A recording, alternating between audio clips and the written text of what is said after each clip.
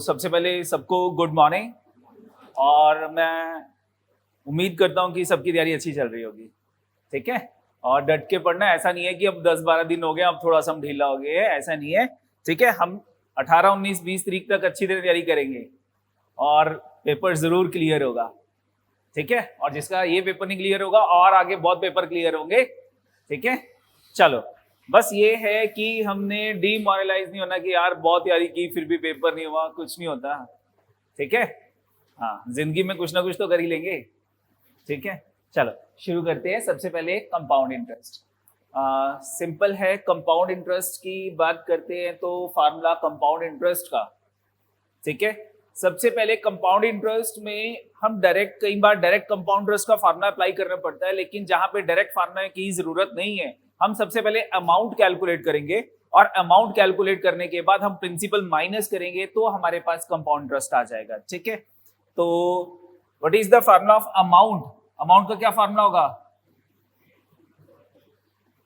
Principal into 1 + r/100 whole power t time, ठीक है।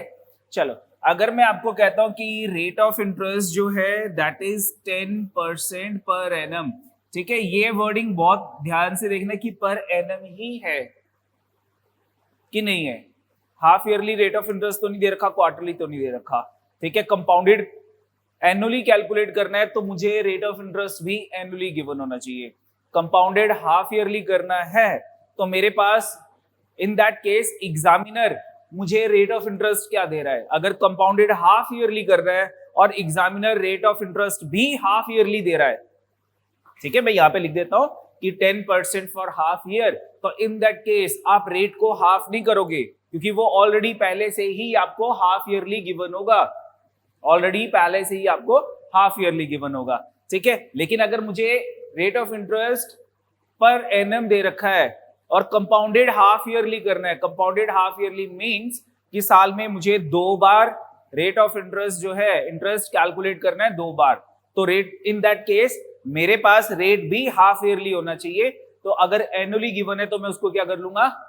Half कर लूंगा in case of compounded half yearly. और टाइम क्या हो जाएगा? टाइम, अगर मैं टाइम कहता हूं 1 ईयर की बात कर रहा है तो 1 साल में कितनी बार इंटरेस्ट कैलकुलेट होगा? अगर कंपाउंडेड हाफ ईयरली है 2 सालों में कितनी बार हो जाएगा? 4 बार। 4 बार इतना बड़ा क्वेश्चन नहीं आता, मैक्सिमम 2 ईयर 3 ईयर तक ही जा सकते हैं एग्जामिनर। बाकी अगर उसको कैलकुलेटिव क्वेश्चन देना है तो वो 4, 5, 6 सालों तक भी जा सकता है, बट वो कैलकुलेटिव क्वेश्चन होगा जहां पे टाइम मोर देन 3 ईयर होगा, ठीक है। अगर कंपाउंडेड क्वार्टरली है, मेरा रेट ऑफ इंटरेस्ट भी क्वार्टरली होना चाहिए, तो इन दैट केस मैं डिवाइडेड बाय क्या करूंगा? उसको डिवाइडेड बाय 4 करूंगा। और टाइम, अगर मैं 1 ईयर की बात करता हूं तो 1 साल में कितनी बार इंटरेस्ट कैलकुलेट होगा? 4 टाइम्स। कई बार 1 ईयर की जगह वो लिख देता है 6 मंथ, तो 6 मंथ में कितनी बार कैलकुलेट होगा? 2 टाइम्स होगा, ठीक है। सिंपल सी बात है, 3 मंथ्स का एक क्वार्टर होता है, 4 मंथ्स का क्वार्टर कंसीडर नहीं करना, 3 मंथ्स का क्वार्टर होता है। उसके बाद अगर मैं बात करता हूं कि इंटरेस्ट की, तो ये ध्यान रखना है कि simple interest and compound interest first period का अगर वो एनुअल है तो पहले साल का सिंपल इंटरेस्ट और कंपाउंड इंटरेस्ट सेम होता है, ठीक है। उसके बाद सेकेंड ईयर की बात करते हैं तो सेकेंड ईयर का सिंपल इंटरेस्ट तो सेम है, लेकिन कंपाउंड इंटरेस्ट इंक्रीज हो जाएगा। सेकेंड ईयर का कितना इंक्रीज हो जाएगा?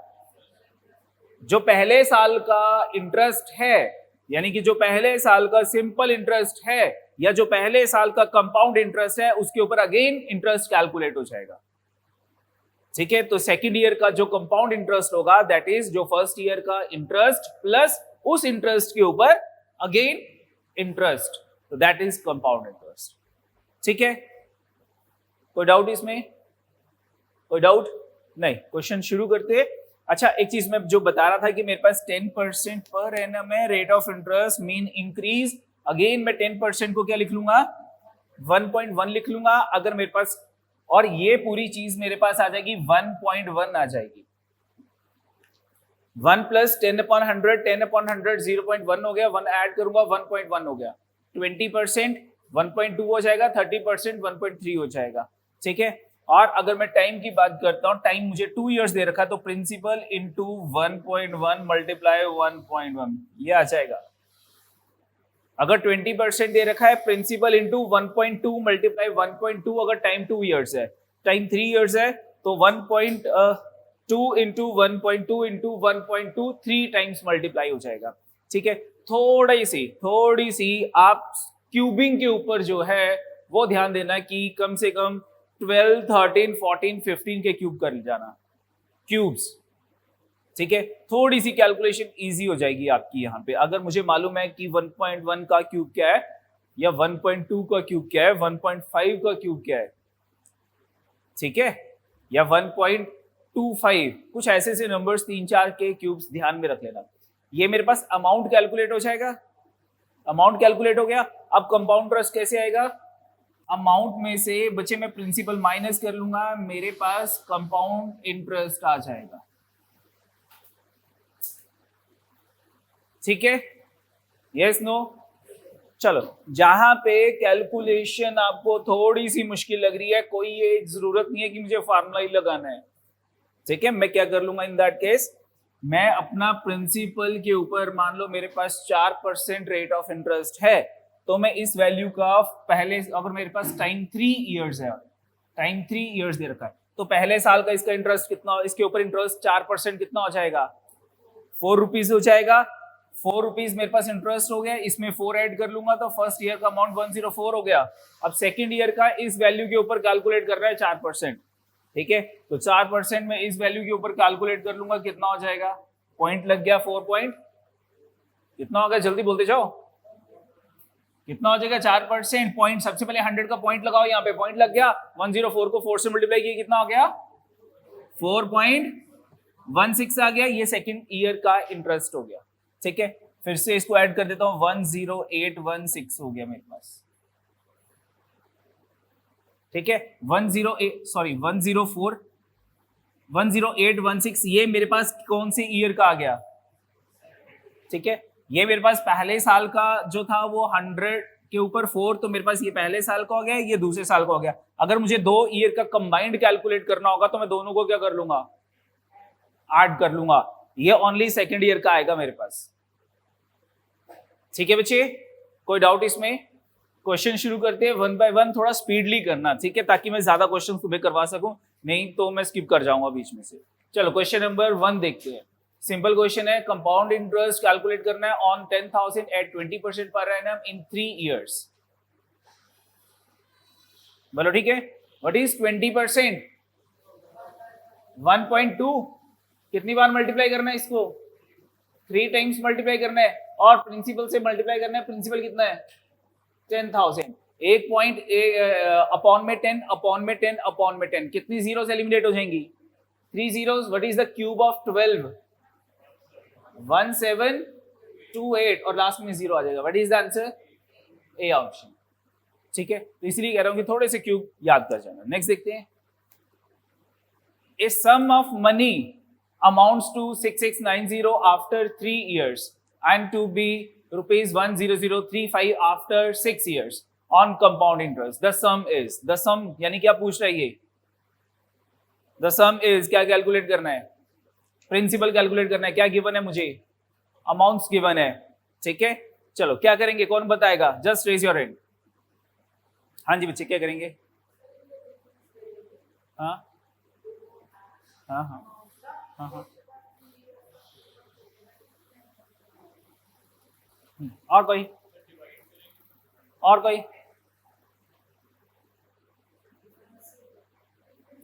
हाँ, मेरे पास क्या दे रखा है, मेरे पास दे रखा है सम ऑफ मनी अमाउंट 6690, 3 इयर्स, निकालो डिफरेंस से, बताओ मुझे। हाँ उसके बाद है,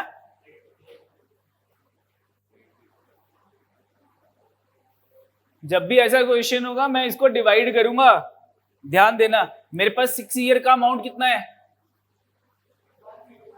10035 इजिकल टू, मैं आपके लिए लिख रहा हूं, अदरवाइज मैं डायरेक्ट करता, ठीक है। Principal into 1 plus R upon 100 raise to power कितने ईयर्स का था ये? 6 ईयर का था। 3 ईयर्स का कितना है? 6690 इज इक्वल टू, बोलते जाओ, 1 प्लस रेज टू पावर 3। अगर मैं बोथ साइड डिवाइड करता हूं तो यहां से P और P कैंसिल, ये पूरी ब्रैकेट कैंसिल होके यहां पे कितना रह गया? 3 रह गया। मेरे पास क्या आ गया? 1 plus R upon 100 raise to power 3 is equal to 10035 divided by 6690। Cutting बाद में कर लेंगे लास्ट में। ये आ गया मेरे पास। मेरे पास ये इक्वेशन थी, ये इक्वेशन गिवन थी मेरे पास सेकंड वाली। इसमें मेरे पास राइट साइड पे क्या था? 1 plus R upon 100 raise to power 3, उसकी तो वैल्यू आ गई मेरे पास।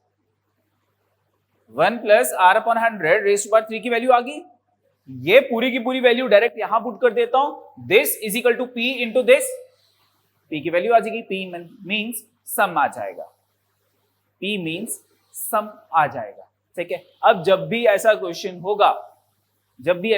होगा, ठीक है, तो ज्यादातर जो है, जैसे कि मेरे पास उसने यहाँ पे दे रखा होगा कि जो प्रिंसिपल है, मतलब कि जो अमाउंट है वो इतने ईयर का, 6 ईयर का है। ठीक है। और उसके बाद मेरे पास जैसे कि ये 3 ईयर्स दे रखा था। ठीक है। इनको डिवाइड करने के बाद जो मेरे पास वैल्यू आएगी, 6 और 3 की जो कटिंग होगी वो 3 ही आएगा। या जैसे कि मुझे 4 दे दिया, 6 की जगह 4 दे दिया, इधर 2 दे दिया, 4 और 2 का जब मैं कटिंग करूंगा तो मेरे पास 2 की वैल्यू आ जाएगी, यानी कि 1 plus R upon 100 raise to power 2 की वैल्यू आ जाएगी, जो कि डायरेक्टली पुट हो रही होगी। हमेशा ऐसी होगा इस टाइप के क्वेश्चन में। ठीक है। जैसे कि मुझे 8 और 4 दे दिए कि 8 ईयर्स का अमाउंट इतना है, 4 ईयर्स का अमाउंट इतना है, तो जब मैं 8 और 4, यहां 8 लिखूं, यहां 4 लिखूंगा, यानी कि बेसिस सेम, डिवाइड में पावर सब्ट्रैक्ट हो जाती है, 8 और 4 का डिफरेंस करूंगा तो 4 आ जाएगा, यानी कि मेरे पास पावर 4 की वैल्यू आ जाएगी। ये डायरेक्ट वैल्यू आ जाएगी हमेशा। ठीक है। तो जब ऐसा क्वेश्चन हमेशा होगा तो ये चीज लिखने की मुझे जरूरत नहीं है। ठीक है। अब आप खुद सोचना कि अगर मैं ये वैल्यू इधर पुट करता हूं, इसकी जगह वैल्यू पुट करता हूं, तो मेरे पास आएगा P इंटू 10035 अपॉन 6690, यही आएगा। और जब ये वैल्यू इधर आएगी तो क्या हो जाएगा? इधर आएगी तो ये और ये आपस में मल्टीप्लाई होके 10035 से डिवाइड हो जाएगा। तो हमेशा आपने जब भी प्रिंसिपल निकालना है, आप इसको एज ए शॉर्टकट भी ले सकते हो। ध्यान देना, जब भी मुझे प्रिंसिपल निकालना है ऐसे क्वेश्चंस में, तो मैं क्या निकालूंगा? प्रिंसिपल इज इक्वल टू दोनों में से जो कम टाइम पीरियड का अमाउंट होगा मेरे पास। जैसे कि इसमें कितना था? 6690 था। 6690 मल्टीप्लाई 6690 डिवाइडेड बाय 10035, ये होगा प्रिंसिपल हमेशा। बोलो ठीक है। ठीक है। डायरेक्ट मैं यही लिख लूंगा, मुझे बाकी सारी चीजें लिखने की जरूरत नहीं है। पर फिर भी अगर भूल जाओ तो आप दोनों के अमाउंट्स के फॉर्मूले लिख के उनको डिवाइड कर लोगे, उसके बाद वैल्यू पुट कर लोगे, आपके पास प्रिंसिपल आ जाएगा। सॉल्व करो। What is your answer? कितना आ गया आंसर हमारे पास? बिल्कुल ठीक है। हाँ जी बच्चे बोलो।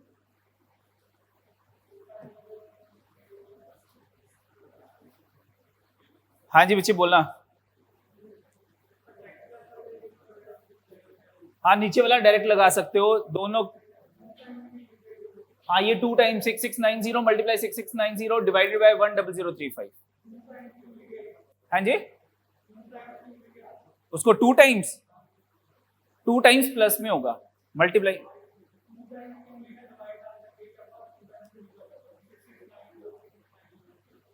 x की पावर 6 अपॉन x की पावर 3, यही कह रही हो। 2 टाइम्स क्यों नहीं लिखा इसको?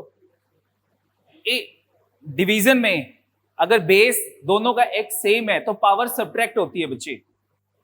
6 माइनस 3 3 होगा। या फिर आपको इसको ऐसे कंसिडर कर लो, 6 मल्टीप्लाई मतलब x multiply x multiply x multiply x multiply x multiply x, ये 6 टाइम्स है, डिवाइडेड बाय नीचे x कितने टाइम्स है? 3 टाइम्स है। तो मेरे पास जो एलिमिनेशन है वो तो 3x की हो जाएगी, 3x रिमेनिंग रहेगी, हमेशा माइनस होगा।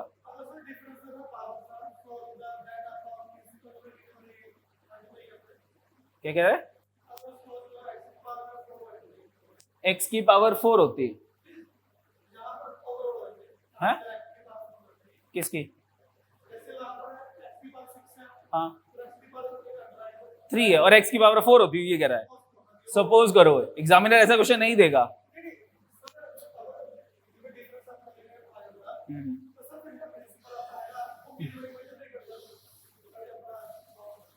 जो इंटरेस्ट आता वो कौन सा इंटरेस्ट होता मेरे पास? वो इंटरेस्ट 2 इयर्स का है। यहां पे 6 है, यहां 4 है, डिफरेंस करूंगा तो क्या आएगा? हाँ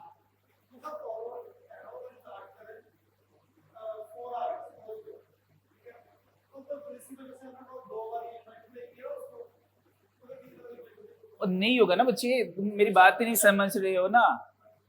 मेरे पास ये सेकंड इक्वेशन थी जिसमें मेरे पास इस पूरे की वैल्यू जब पावर 3 थी तो मैंने डायरेक्ट वैल्यू पुट कर दी। अगर मेरे पास अब वैल्यू ही पावर 4 की आएगी तो मैं इसकी वैल्यू थोड़ा पुट कर पाऊंगा, वैल्यू नहीं पुट कर पाऊंगा ना, क्योंकि पावर 3 की जगह पावर 4 आ गई मेरे पास इक्वेशन में। इन दैट केस आप क्या करोगे? अगर मेरे पास कुछ ऐसा सा हो जाता कि पावर 4 आ जाती मेरे पास, अब मेरे पास तो पावर 3 है या पावर 6 वाली इक्वेशन है, तो मैं क्या करता? दोनों साइड की पावर को 3 से डिवाइड कर दो तो मेरे पास यहाँ पे पावर 1/3 होगी, यानी कि क्यूब रूट हो गया। इन दैट केस मेरे पास इसकी वैल्यू आ गई, फिर मैं इसकी वैल्यू पुट करता। ठीक है, समझ गया? तो इन दैट केस अगर ये परफेक्ट क्यूब बन रहा है फिर तो वेल एंड गुड, नहीं बन रहा तो फिर कैलकुलेशन बहुत लेंथी हो जाएगी मेरे पास। ठीक है, या फिर इन दैट केस मेरे पास ऑप्शन ही पावर 1/3 की टर्म्स में होती। ठीक है, अगर वो परफेक्ट क्यूब बन गया फिर तो मेरे पास इसकी डायरेक्ट वैल्यू आ गई, कोई इश्यू नहीं रहा। ठीक है, चलो नेक्स्ट देखते हैं। Next question is a sum of money double itself at compound interest in 15 years. In how many years it will becomes 8 times? ध्यान से सुनना, जब भी ऐसा क्वेश्चन आए मेरे पास क्या है कि मेरी मनी जो है वो 100 रुपया थी, डबल, डबल का क्या मतलब हो गया? 200 रुपए बन गई। 100 रुपए 200 रुपए बन गए कितने सालों में? 15 सालों में, 15 ईयर्स में।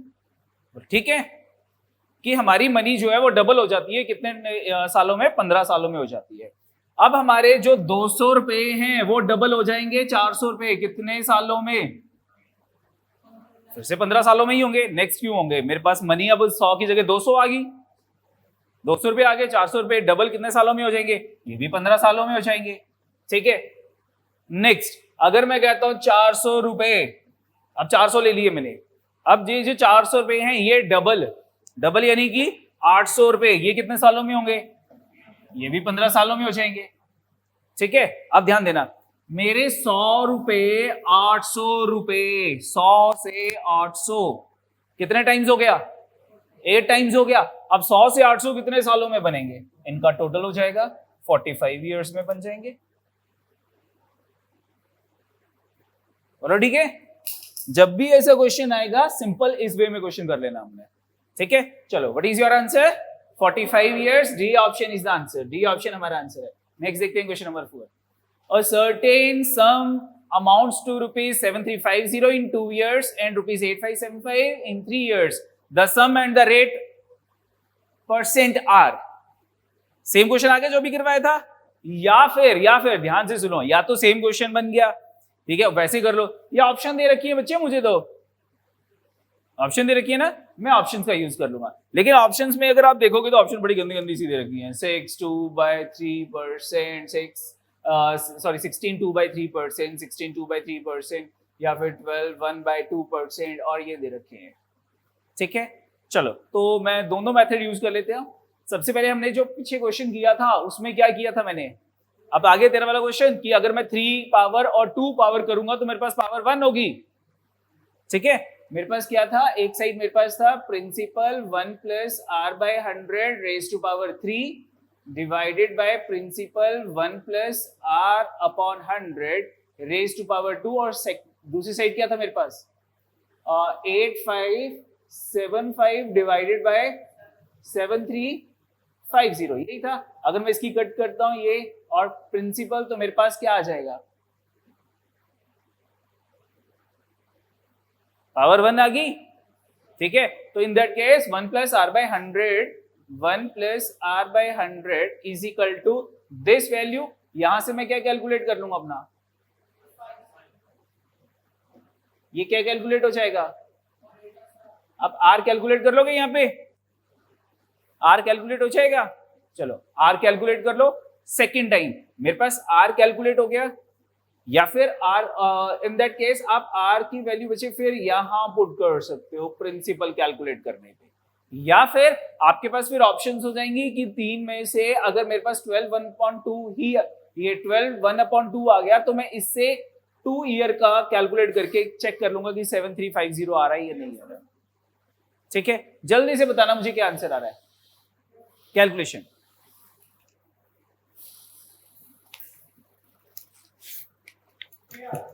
Very good. A option is the answer.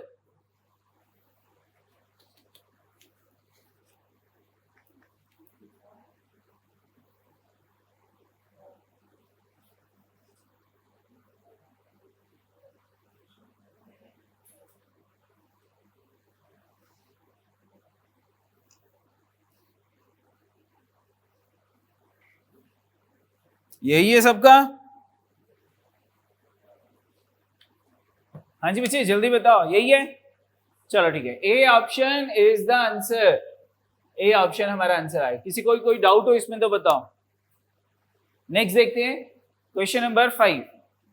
Anjali borrow a sum of rupees 1200 at the beginning of the year. After 4 months, rupees 1800 is borrowed at rate of interest double the previous one. At the end of the year, the sum of interest on both the loan is rupees 216. What is the first rate of interest per annum? बताओ।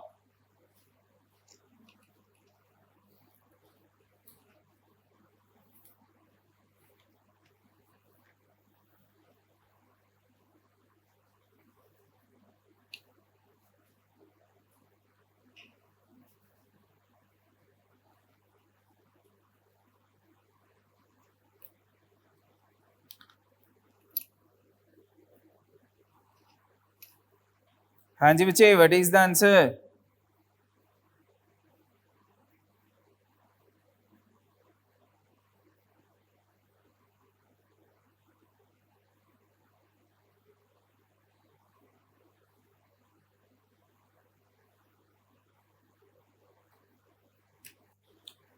हाँ जी,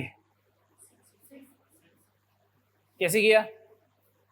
simple interest.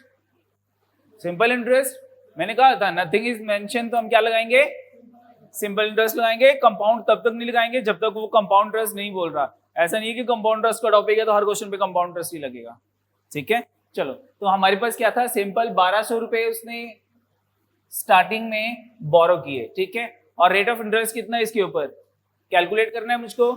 मैं इसके ऊपर rate of interest x% ले लेता हूं। ठीक है, और टाइम कितना मेरे पास यहाँ पे 1 ईयर, तो मल्टीप्लाई 1 ये आ गया, प्लस अब सेकंड कितने मनी बोरो की थी हमने 1800। अब इंटरेस्ट कितना हो गया, इंटरेस्ट इज डबल यानी कि 2x हो गया। और टाइम कितना अब मेरे पास यहाँ पे, आफ्टर 4 मंथ्स बोरो किए थे, अब टाइम कितना हो गया हमारे पास यहाँ पे 8 मंथ्स आ गया। 8/12 into 100। सिंपल क्वेश्चन था हमारे पास। ठीक है, और मुझे सिंपल इंटरेस्ट कितना गिवन था दोनों के ऊपर 216। कैलकुलेट करके जल्दी बताओ व्हाट इज द आंसर। आ गया सबका 6%। फर्स्ट वैल्यू पे सिंपल इंटरेस्ट, सेकंड पे सिंपल इंटरेस्ट, रेट डबल हो गया, टाइम 8 मंथ्स हो गया। ठीक है, मेरे पास कैलकुलेट करके सिंपल इंटरेस्ट आ गया 6%। सिंपल सा क्वेश्चन था। नेक्स्ट देखते हैं question number 6। A sum of rupees 400 would become rupees 4410 after 2 years at R% compound interest. Find the value of R. करो जल्दी कैलकुलेट करो।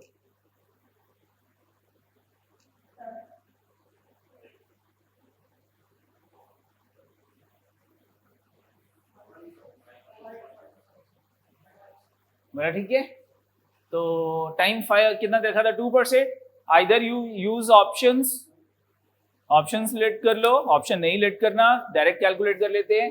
Amount is equal to principal 1 plus R by 100 raise to power 2। ठीक है, ये उधर जाके divide हो जाएगा। सिंपल, मुझे यहाँ पे दिख रहा है कि ये भी स्क्वायर है और ये भी स्क्वायर है, 21/20 के स्क्वायर चल रहे हैं।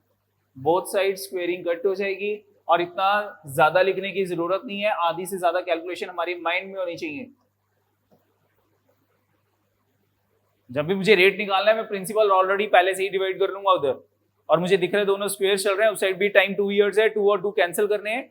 डायरेक्ट हम क्या लिख लेंगे 21/20। अब ये 1 उधर जाके माइनस होगा, मैं एक स्टेप और नहीं लिखूंगा कि -1। ठीक है, मुझे पता है कि अगर मैं -1 करता हूं तो 20 एलसीएम आ गया, 21 में से 20 माइनस किया 1/20 आ गया। 1/20 is equal to r by 100। ये है 25 का 5 उधर जाके मल्टीप्लाई हो जाएगा, 5% हमारे पास रेट ऑफ इंटरेस्ट आ जाएगा। बहुत सारे स्टेप्स जो है हमने स्किप करने हैं, कैलकुलेशन जल्दी करनी है। ठीक है, question number 7। At compound interest if the certain sum of money double in N year. Same question है, जल्दी से बताओ 4 फोल्ड्स कब होंगे। करवाया मैंने अभी क्वेश्चन, ये कितना हो जाएगा 2n सी ऑप्शन। ठीक है, मेरे पास डबल यानी कि 100 रुपए जो है वो 200 रुपए कितने सालों में बन रहे हैं, n ईयर्स में। अब 200 रुपए जो है वो डबल यानी कि 400 रुपए कितने सालों में बनेंगे, अगेन n ईयर्स में बन जाएंगे। मुझे 4 फोल्ड यानी कि 100 से 400 तक जाना था, तभी 4 फोल्ड होंगे, 4 टाइम्स होंगे। टोटल टाइम कितना आ जाएगा मेरे पास 2n ईयर्स आ जाएंगे। ठीक है बच्चे, next question, question number 8। The compound interest on ₹350 for 1 year at 4% per annum, the interest being payable half yearly. अब हाफ ईयरली का मतलब क्या हो गया कि कितनी बार लगेगा इंटरेस्ट हमारे 2 टाइम्स लगेगा, टाइम भी 1 ईयर है।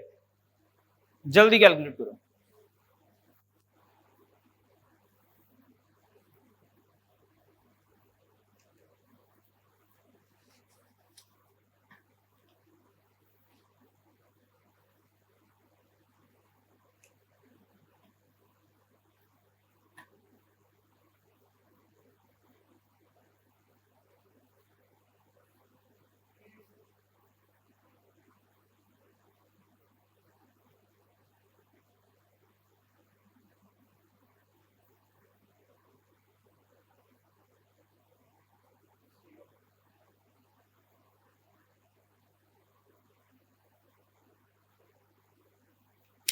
क्या आंसर आ गया, simple C option is the answer.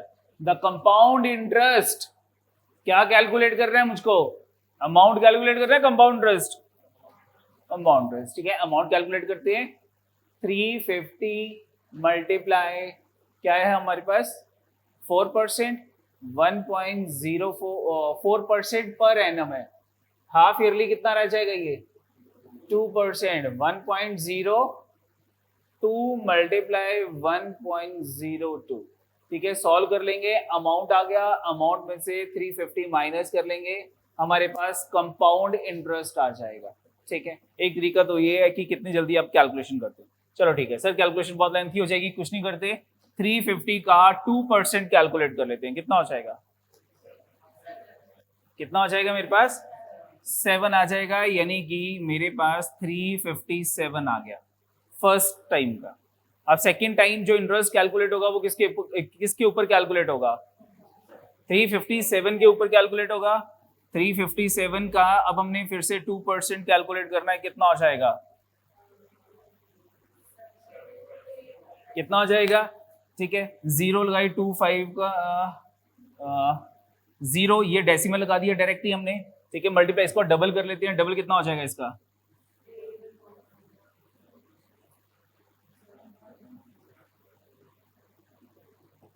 7.14 हो जाएगा, प्लस करते हैं कितना हो जाएगा, ये आ गया मेरे पास। ठीक है, माइनस ये 364.14 अमाउंट आया है, इसको मत टिक कर देना। मुझे इसमें से क्या माइनस करना है, 350 माइनस कर लेना, 14.14 आ जाएगा। ठीक है, कोई डाउट बचे?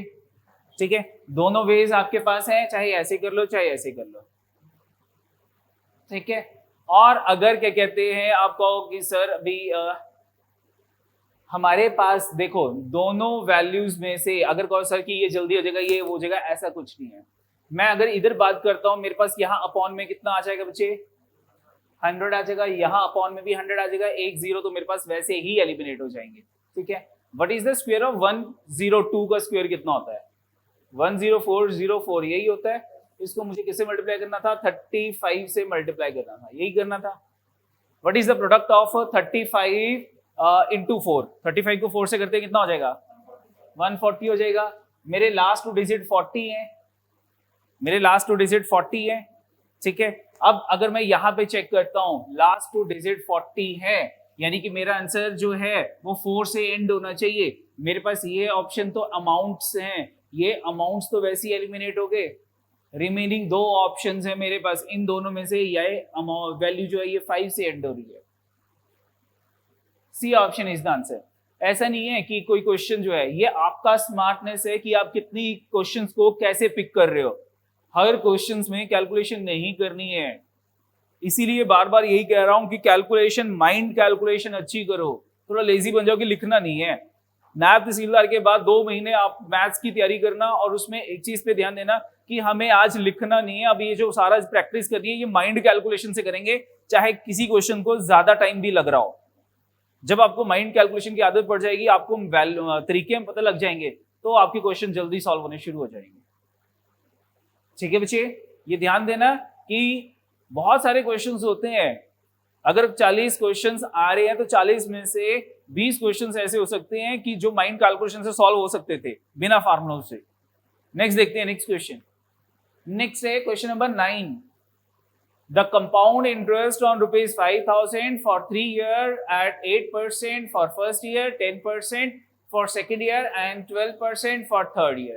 ठीक है, मुझे क्या निकालना है, कंपाउंड इंटरेस्ट निकालना है। वैल्यू क्या है, 5,000 है।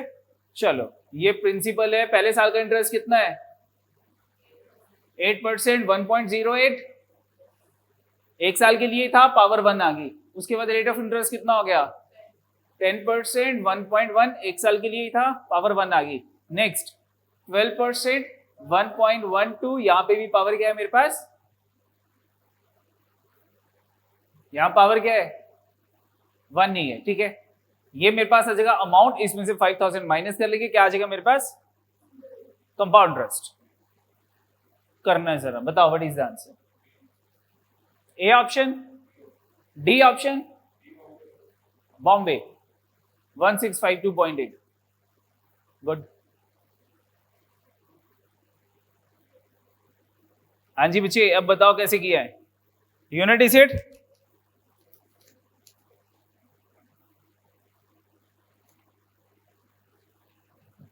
हाँ जी बच्चे बताओ। अगर मैं इसमें से 5,000 माइनस करता हूं तो 3 डिजिट तो सेम ही रहेंगे। ठीक है, और ये देखो मेरे पास क्या आ रहा है, 2 इंटू 1 2 और 2 इंटू 8 6। ठीक है, 6 इंटू 5 30, यानी कि मेरे पास लास्ट डिजिट तो वैसे ही 0 होगा।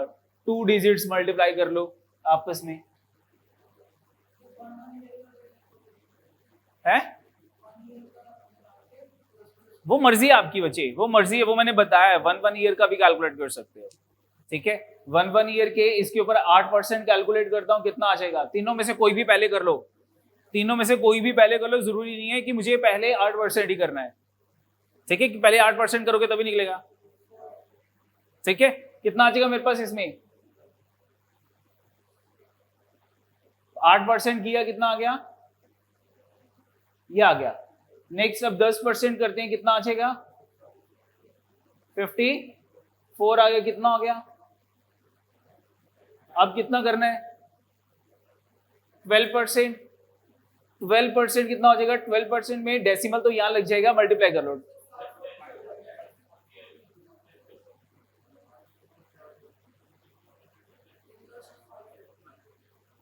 ओह सॉरी बच्चे, 540, एक जीरो रहेगी, 540 आ गया, 540 ऐड कर दिया, कितना हो गया मेरे पास, 5940 को 12% करते हैं, कितना हो जाएगा?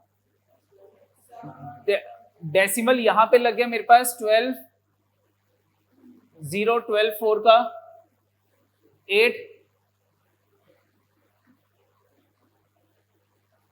ठीक है बच्चे, लास्ट 8 से एंड हो गया, 8 से एक ही ऑप्शन थी। नेक्स्ट देखते हैं क्वेश्चन नंबर 10।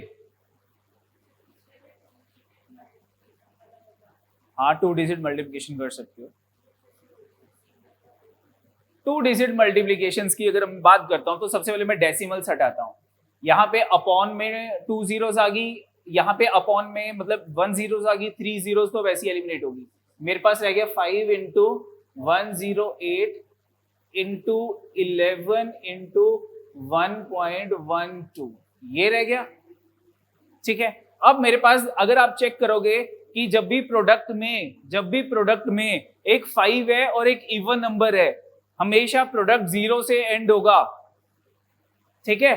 तो 5 की वैसी कटिंग कर लेता हूं, इसको मैं 1 बना 5 1 का, और इसको 2 से कटिंग कर लेते हैं, इसको 2 से कटिंग कर लेते हैं, ठीक है। 54 बन गया, ये आ गया, ठीक है। अब अगर मैं यूनिट डिजिट की बात करता हूं तो 2 इंटू 1 2, 2 इंटू 4 8, 8 इंटू 1 इज 8। मेरा आंसर 8 से एंड होगा। लेकिन ऐसा करने से पहले आप ऑप्शंस चेक कर लेना। मेरी ऑप्शंस में ये 2 से एंड हो रहा है, ये 5 से एंड हो रहा था, ये 8 से एंड हो रहा था, ये 5 से एंड हो रहा था। दो ऑप्शंस अगर अगेन 5 से एंड हो रही है तो फिर ये मत करना, क्योंकि फिर आपको 3 डिजिट्स चेक करने पड़ जाने थे, ठीक है। अब उसमें मुझे कैसे पता चलेगा कि मेरा 5 से एंड नहीं हो रहा? ध्यान देना, अगेन मैंने पहला रूल बताया, अगर मेरे पास प्रोडक्शन में अगर प्रोडक्ट कर रहा हूं उसमें एक इवन नंबर है और 5 है, हमेशा प्रोडक्ट 0 से एंड होगा। दूसरी बात, अगर मेरे पास प्रोडक्ट है और उनमें कोई भी 5 नहीं है, हमेशा प्रोडक्ट इवन नंबर से एंड होगा, ठीक है ना। 3 को 2 से मल्टीप्लाई किया 6 हो गया, इवन नंबर हो गया। अगर मेरे पास प्रोडक्ट में कोई भी इवन नंबर नहीं है और सारे ऑड नंबर है और 5 भी नहीं है, तो मेरा आंसर हमेशा किससे एंड होगा? ऑड नंबर से एंड होगा। मेरे पास प्रोडक्ट में सभी ऑड नंबर्स हैं इंक्लूडिंग 5, तो मेरा प्रोडक्ट हमेशा 5 से एंड होगा।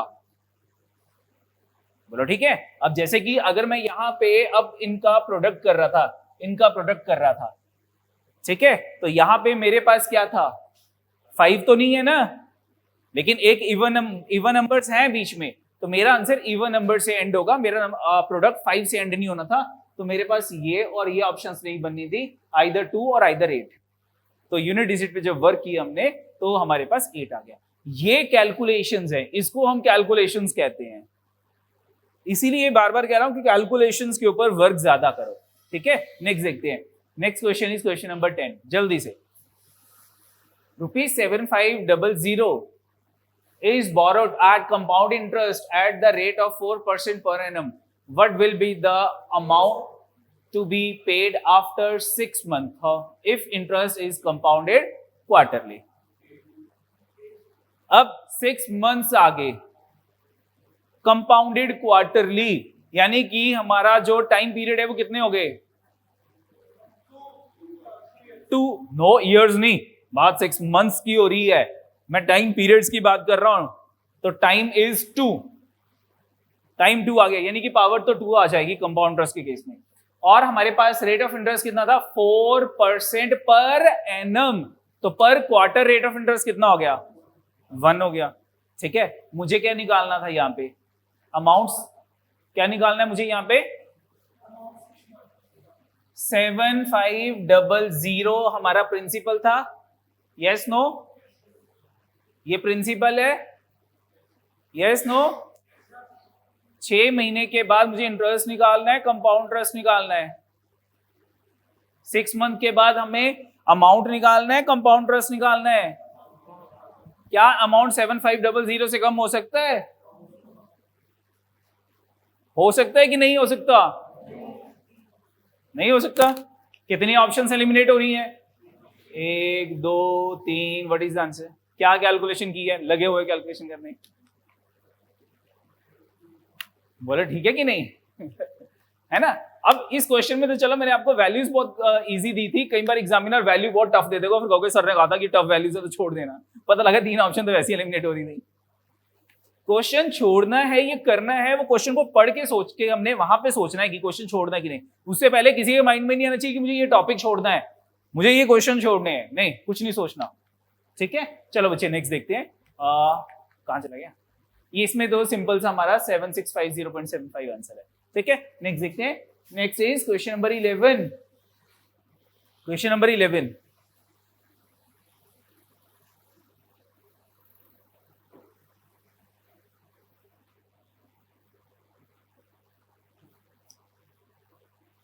now what is question number 11? What principal will amount rupees 1352 in 2 years and 4% compound interest at 4% compound interest?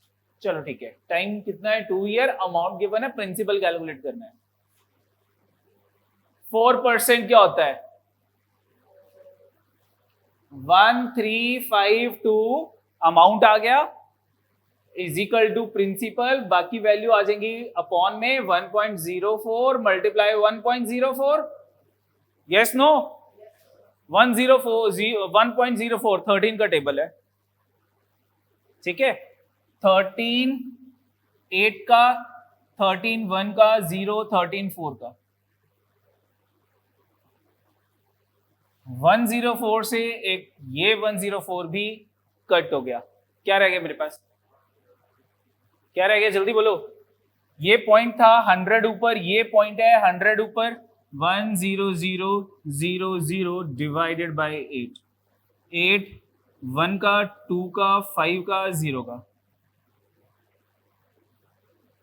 बोलो ठीक है। What is the answer 1250। वैसे भी अगर 1352 है, ये वैल्यू तो वैसी कट हो जाती, प्रिंसिपल अमाउंट से ज्यादा नहीं हो सकता। ठीक है, चलो नेक्स्ट देखते हैं question number 12। On what principal will the compound interest for 3 year at 5% amounts to ₹63.05?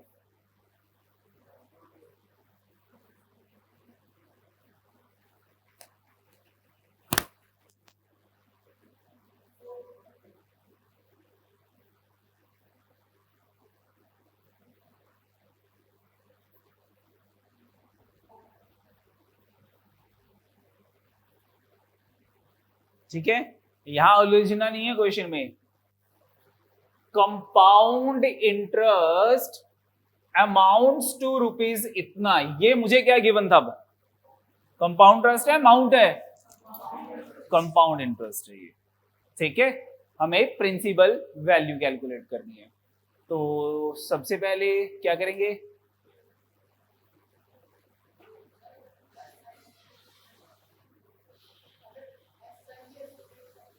Either use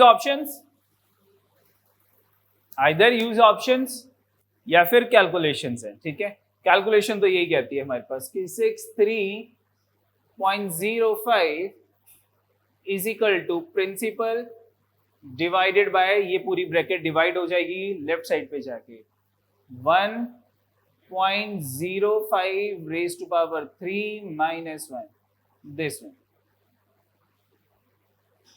ठीक है बच्चे, तो आप इसको सॉल्व कर सकते हो। तो सॉल्व करने के लिए या तो 1.05 का क्यूब सीख लो। ठीक है, 105 को स्क्वायर करते हैं तो हमारे पास आ जाएगा, कितना आ जाएगा ये 11025 आ जाएगा। 11025 को अगर मैं 105 से मल्टीप्लाई करता हूं, फिर मेरे पास ये वैल्यू आ गई, 1 माइनस किया डिवाइड हो गया, आपके पास प्रिंसिपल आ जाएगा। एक वैल्यू, एक तरीका तो ये है, और भी लगा सकते थे आप, यहाँ पे ए क्यूब माइनस बी क्यूब भी सोच सकते हो, कुछ ऐसा सा। ठीक है, वो उधर जाके डिवाइड होना है, मेरे पास 2 वैल्यूज आ जाएंगी।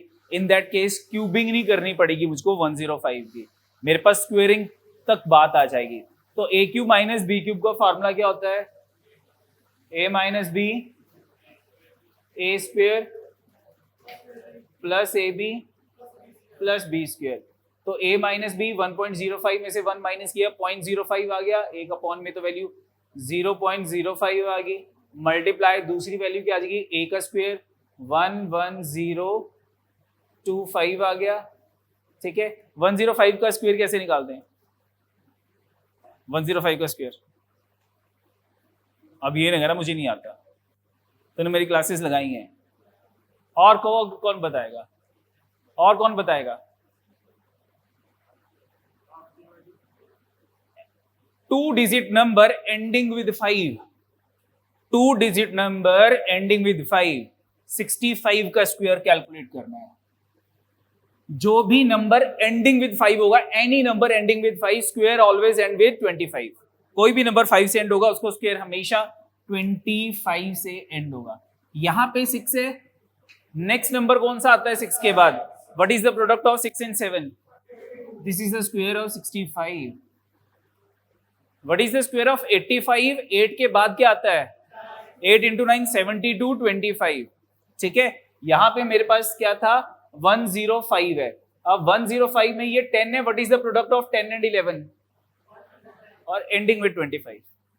ठीक है, और प्लस a इंटू बी, इन दोनों को मल्टीप्लाई करते हैं, मेरे पास कितना आ जाएगा ये प्लस 105 ही आ जाएगा, और b का स्क्वायर 1 का स्क्वायर करूंगा तो मेरे पास 1 ही आ जाएगा। डेसिमल्स एडजस्ट कर लेना क्योंकि यहाँ पे डेसिमल है। ठीक है, तो मेरे पास यहाँ डेसिमल आ गया और इसमें मेरे पास यहाँ डेसिमल आ गया, इनको प्लस कर लेना, वो मेरे पास सेकंड टर्म है, डिवाइड कटिंग कर लेना, आपके पास आंसर्स आ जाएगा। ठीक है, एक तरीका तो इस वे में आप कर सकते हो। दूसरा ऑप्शंस यूज कर सकते हो, जैसे कि हमने 400 ले लिया, 400 को हमने किससे मल्टीप्लाई करना है? 1.05 के क्यूब से मल्टीप्लाई करना है, माइनस 400 करना है। अगर मेरे पास 60 कितना आ गया 63 समथिंग आ गया तो ये आंसर हो जाएगा। दूसरी चीज, एक चीज और सोचते हैं, what is the simple interest on 40?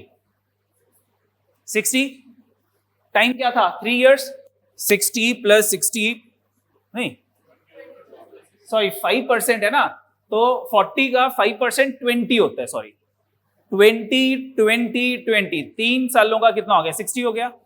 Approximate 60 हमारा सिंपल इंटरेस्ट है, तो अप्रोक्सीमेट कंपाउंड इंटरेस्ट भी 60 के नियर अबाउट होना चाहिए। दूसरी ऑप्शन मैं 500 लेट करता हूं, 500 पे 4% कितना हो जाएगा? 25 हो जाएगा। अगर 5% कैलकुलेट करता हूं 25 कितना हो गया? अगर सिंपल इंटरेस्ट 75 है, कंपाउंड इंटरेस्ट तो 75 से ज्यादा हो जाएगा, यानी कि 500 तो वैसे ही एलिमिनेट हो जाएगा, 500 हो नहीं सकता। ठीक है, अब 500 नहीं हो सकता तो 550 भी नहीं हो सकता, दो ऑप्शन तो वैसे ही एलिमिनेट होगी। अब रहेगी दो ऑप्शंस रहेगी, आइदर आंसर इज 400 या आंसर इज 450। ठीक है, अगर 400 पे कैलकुलेट करता हूं नहीं आया तो 450 वैसे ही टिक कर जाऊंगा। ठीक है कि नहीं? चलो 400 कैलकुलेट करते हैं। 400 पे कैसे कैलकुलेट करना है, इसको मैं इरेज कर रहा हूं। अब 400 पे कैसे कैलकुलेट करना है? 400 इसका सबसे पहले 5% कैलकुलेट किया, कितना हो गया 20 हो गया। नेक्स्ट ईयर 420 मेरे पास आ गया। अब 420 पे अगेन 5% करना है सेकंड ईयर का, कितना हो जाएगा मेरे पास? कितना हो जाएगा? डेसिमल यहाँ पे लग गया, 5 2 का 10 0 1 5 4 का 20 प्लस 1 इज 21 आ गया। ऐड किया कितना हो गया? 441 आ गया। 441 पे अगेन 5% करना है मेरे पास, यहाँ पे डेसिमल लग गया, 5 1 का 5 5 4 का 20 0 2 कैरी 5 4 का 20 प्लस 2 इज 22। इनको ऐड किया कितना हो गया? 463.05। इसमें से 400 प्रिंसिपल माइनस किया, मेरे पास 63.05 कंपाउंड इंटरेस्ट आ गया। ये क्रॉस चेक हो गया। ठीक है, और अगर वहां पे टाइम नहीं है तो 400 का हमने सिंपल इंटरेस्ट कैलकुलेट किया था, 20 20 20 आया था, 63 इसके नियरेस्ट था, टिक कर जाना। ठीक है, चलो नेक्स्ट देखते हैं। Question number 13, ₹7500 is borrowed at compound interest at the rate of 2% for the first year, 4% for the second year and 5% for the third year. The amounts to be after 3 years. Same question जो भी करवाया था, जल्दी से बताओ मुझे क्या answer है, चेक करते हैं। ठीक है, ए ऑप्शन इज द आंसर। ठीक है, तुम में से बहुत सारे बच्चे, बहुत अच्छे हो बच्चे, पीसीएस वगैरह जो निकलेगा जरूर तैयारी करना उसकी। ठीक है, जरूर भरना पीसीएस को। ठीक है, ऐसा नहीं है कि पेपर अगर हमारा क्लियर हो गया तो बस जी अब हमने आगे नहीं जाना, नहीं, पीसीएस यूपीएससी की तैयारी जरूर करना। ठीक है, चलो क्वेश्चन की बात करते हैं। ₹7500, क्योंकि मैं देख रहा हूँ कि बहुत बच्चों के एप्टीट्यूड बहुत अच्छे हैं यहाँ पे, ठीक है। चलो पढ़ाते पढ़ाते पता लग जाता है एप्टीट्यूड के बारे में। अच्छा क्वेश्चन देखते हैं। ₹7500 is borrowed at compound interest at the rate of 2% first year का, ठीक है। और नेक्स्ट ईयर का कितना मेरे पास, नेक्स्ट ईयर का 4% और then 5% for the third year. 7500, ठीक है। 2% कितना हो जाएगा मेरे पास इसका,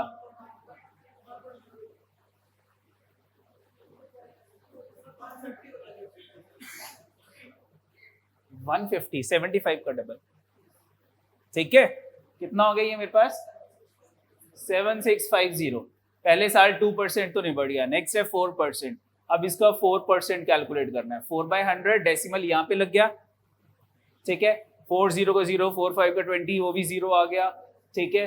2002 76 इंटू 4 किया तो कितना हो गया 152। 152 को किया कितना हो गया मेरे पास 30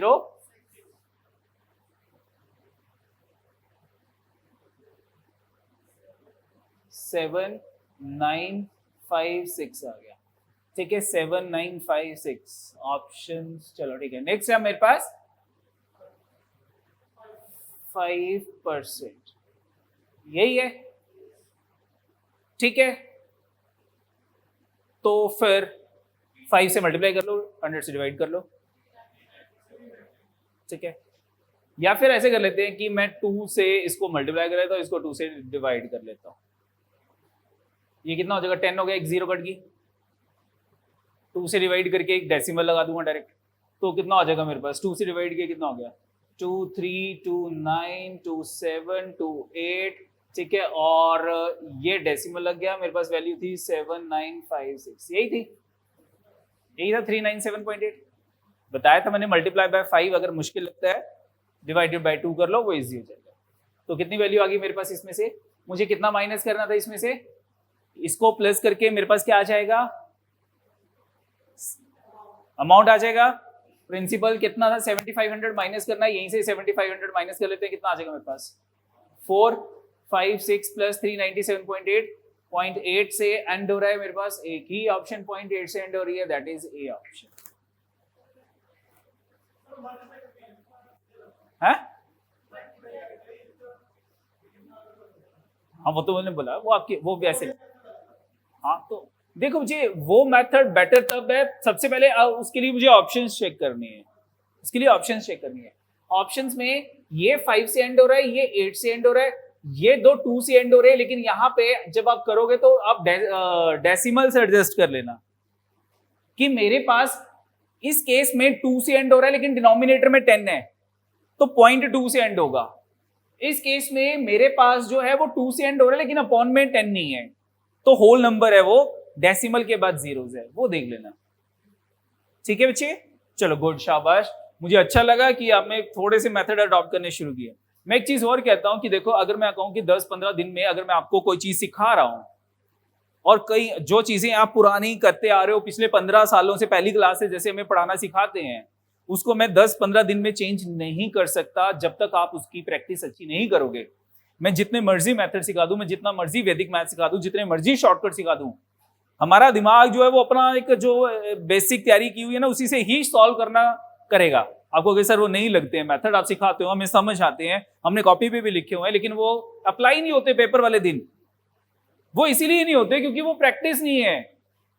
15 सालों की सीखी हुई मेहनत जो है, जो कैलकुलेशन है, जो प्रोडक्ट है, उसको मैं 15 दिन में नहीं चेंज कर सकता। उसके लिए आपको प्रैक्टिस करनी पड़ेगी, और इतनी प्रैक्टिस करनी पड़ेगी कि 15 सालों की जो हमने जिस वे में मेथड किए हैं वो ओवररूल्ड हो जाए, ठीक है। तो प्रैक्टिस करनी है, ठीक है। और बहुत मजाक लगेगा, सिंपल कैलकुलेशन करवाते रहते हैं सर, बट वो पेपर में बेनिफिटेड रहते हैं, ठीक है। चलो नेक्स्ट देखते हैं, question number 14। The compound interest on a certain sum at certain rate of interest for second year and the third year is this and this respectively. What is the rate of interest? क्या कहा इसने? Second year का compound interest क्या होता है? Second year का जो compound interest है, सेकेंड ईयर का जो कंपाउंड इंटरेस्ट है दैट इज मेरे पास क्या होगा कि जो फर्स्ट ईयर का प्रिंसिपल है और जो फर्स्ट ईयर का इंटरेस्ट है इसी के ऊपर ही कैलकुलेट होगा, इसी के ऊपर ही कैलकुलेट होगा। एक मेथड तो इन्होंने बताया कि सर सिंपल जो हमने पहले कर रहे थे कि दोनों कंपाउंड इंटरेस्ट के फार्मूलों को लगा के अगर मैं डिवाइड कर लेता हूं, दोनों को डिवाइड कर लेता हूं तो डायरेक्ट प्रिंसिपल प्रिंसिपल तो वैसे ही कट हो जाएगा, बाकी इक्वेशन मेरे पास आर की फॉर्म में रह जाएगी। ठीक है, yes no? In that case ये दोनों वैल्यूज मेरे पास यहां पे डिवाइड हो जाएंगे, यूज ऑप्शन कर लोगे तो मेरे पास डिवीजन की वैल्यू आ जाएगी, एक तो मेरे पास ये है। और अगर मैं सेकेंड ईयर और थर्ड ईयर को डिफरेंस करता हूं तो डिफरेंस क्या होगा मेरे पास कंपाउंड इंटरेस्ट का? अच्छा एक चीज और बताओ कि मुझे यहां पे ये लिखा हुआ है कि what is the compound interest for the second year is this one and this is the compound interest of the third year. Compound interest of second year calculate कैसे होता है? कौन बताएगा compound interest of second year calculate कैसे होता है? कोई और कोई? तीन बच्चे आगे, और बताओ मुझे compound interest of second year calculate कैसे होगा? डायरेक्ट कैलकुलेट करना हो। Compound interest of second year is equal to, एक मिनट बताओ बच्चे, एक सेकेंड, वो क्या होता है? अमाउंट। ध्यान देना, compound interest of second year is equal to amount of first year into rate upon 100 time 1 year, क्योंकि मुझे सिर्फ सेकेंड ईयर का कैलकुलेट करना है। ठीक है, compound interest of 10th year is equal to amount of 9th year into rate upon 100 time 1 year. What is the amount of 9th year? Principal 1 plus r upon 100 raised to power 9 into r upon 100. This one. ध्यान रखना, compound interest of nth year is equal to, मुझे nth year का compound interest निकालना है, that is equal to P R upon 100 1 plus R upon 100 whole raise to power n-1, एक कम हो जाएगा, this one. ठीक है, ठीक है। तो अगर मुझे सेकेंड ईयर का कंपाउंड इंटरेस्ट निकालना है तो वो इतना होगा। थर्ड ईयर का कंपाउंड इंटरेस्ट निकालना है तो वो कितना हो जाएगा मेरे पास? Amount of second year into R by 100, ये हो जाएगा। लेकिन अब इस फॉर्मूले में एक प्रॉब्लम आ गई मेरे पास कि मेरे पास अमाउंट तो गिवन ही नहीं है। अमाउंट कौन से गिवन है? और बात भी सेकंड और थर्ड ईयर की दे रखी है, बात भी सेकंड और थर्ड ईयर की दे रखी है, यही बात हो रही है। ठीक है, अगर मैं दोनों को माइनस करता हूं तो माइनस करके क्या आ रहा है मेरे पास? एक साइड तो डिफरेंस आ गया, डिफरेंस आ गया एक साइड, दूसरी साइड क्या आ रहा है मेरे पास? अब माइनस करके दूसरी साइड r बाय 100 कॉमन आ गया, या r बाय 100 था, r बाय 100 कॉमन आ गया, बाकी क्या रह गया मेरे पास? Amount of second year minus amount of first year, ये आ गया। What is amount of second year में से amount of first year minus करूंगा तो क्या होगा?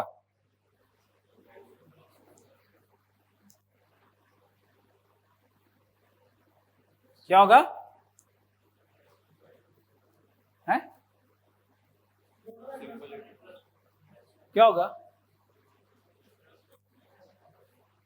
Amount of second year is equal to principal plus compound interest of 2 years minus principal plus compound interest of first year, यही है। और इसको अगर मैं कट करता हूं तो ये मेरे पास क्या आ जाएगा?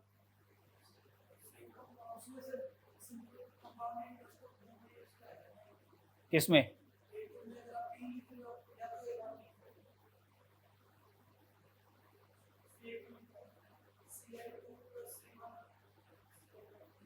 हाँ तो कंपाउंड इंटरेस्ट ऑफ 2 years है ना, सेकेंड ईयर नहीं है. व्हाट इज A2 क्या होगा मेरे पास? अमाउंट ऑफ सेकेंड ईयर क्या होता है? Principal plus compound interest of second year only. 2 सालों का कंपाउंड इंटरेस्ट ना, है ना, यही होगा ना. और उसके बाद अब ये 2 सालों का कंपाउंड इंटरेस्ट है, ये 1 साल का यानी कि फर्स्ट ईयर का है, ये मेरे पास आ गया. अब कंपाउंड इंटरेस्ट ऑफ 2 years, जैसे ये कहता है कि सर इसको compound interest of first year plus compound interest of second year लिख दूं minus compound interest of first year, तो ये और ये कट जाएगा, ये क्या रह जाएगा? रेट आ जाएगा. अब मेरे पास कैसे आए रेट? मेरे पास कि मेरे पास यहां पे तो डिफरेंस आ गए R/100 into compound interest of second year only, और compound interest of second year given है. देखो वैल्यू आती है आंसर 10%. जल्दी कैलकुलेट करो. दूसरा तरीका, मतलब ये तो मेरे पास 2 और 3 थे, अगर मेरे पास यहाँ पे compound interest of 6th year दे रखा और कंपाउंड इंटरेस्ट 7th ईयर दे रखा हो, तब भी यही फार्मूला लगा मेरे पास, तब भी यही लगेगा, यही लगेगा ना. तो in that case difference rate upon 100 into compound interest of 7th year आ जाएगा उस केस में. देखो 10% आ रहा है, जल्दी कैलकुलेट करो.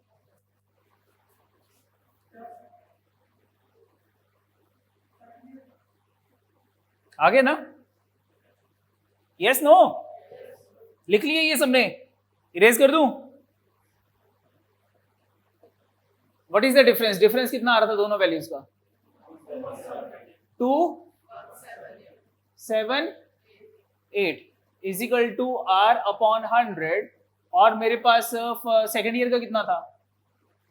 21780. इन दोनों की कटिंग होगी, कितना रह गया? 1/10 इजिकल टू R/100 और rate is equal to C option. Question number 15. At what rate % compound interest will ₹400 amounts?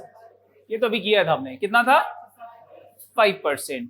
ठीक है, सेम क्वेश्चन ही था, वैल्यूज भी सेम थी. B option answer. Question number 16. The difference between compound interest and simple interest on a sum of money lent for 2 years at 10% is 40. The sum is. अब इस question को ध्यान से सुनना. मुझे यहाँ पे क्या दे रखा था? Compound interest and simple interest का डिफरेंस, और टाइम क्या दे रखा था मुझको यहाँ पे? 10% इज 40. अब यहाँ पे हमारे पास जो टाइम है वो 2 years है. पहले साल का सिंपल इंटरेस्ट और कंपाउंड इंटरेस्ट सेम है, दोनों का डिफरेंस क्या हो गया? पहले साल का डिफरेंस क्या हो गया? पहले साल का डिफरेंस क्या हो गया? 0 हो गया. अब दूसरे साल की बात करते हैं. दूसरे साल का सिंपल इंटरेस्ट और कंपाउंड इंटरेस्ट. अब दूसरे साल के कंपाउंड इंटरेस्ट में क्या था? Compound interest of second year only is equal to वही जो सिंपल इंटरेस्ट पहले साल का था प्लस सिंपल इंटरेस्ट के ऊपर इंटरेस्ट कैलकुलेट करना है. ये मेरे पास compound interest of second year है. What is the simple interest of second year? तो ये सिंपल, अगर मैं इन दोनों का अगेन डिफरेंस करता हूं तो ये वैल्यू तो कट हो जाएगी, क्योंकि ये तो सिंपल इंटरेस्ट तो हर साल का सेम रहता है. तो सेकेंड ईयर का सिंपल इंटरेस्ट और ये पार्ट तो कैंसिल हो गया. मेरे पास जो दोनों का डिफरेंस होगा वो सिर्फ ये पार्ट होगा. ठीक है, यानी कि डिफरेंस जो दोनों का मेरे पास गिवन था, कितना डिफरेंस गिवन था? 40 is equal to interest of first year. Interest of first year either it is compound interest either it is simple interest, क्योंकि दोनों सेम होते हैं फर्स्ट ईयर का, इनटू रेट. रेट कितना गिवन था मुझे? और टाइम क्या लेंगे? 1 ईयर. टाइम 1 ईयर ले लेंगे. तो इस पूरी इक्वेशन से 10/100 1/10 आ गया, इधर मल्टीप्लाई हो गया. मेरे पास simple interest of first year आ जाएगा. ठीक है, कितना आ गया simple interest of first year? Interest of first year is 400 आ गया. पहले साल का इंटरेस्ट 400 रुपये आ गया. अब पहले साल का इंटरेस्ट 400 रुपये है, प्रिंसिपल कितना हो जाएगा? Principal is equal to simple interest into rate oh sorry into 100 upon rate into time. यही होता है सिंपल प्रिंसिपल का formula. Principal is equal to S I into 100 divided by rate into time, this one. तो कितनी value आ गई मेरे पास यहां पे 4000, सी ऑप्शन।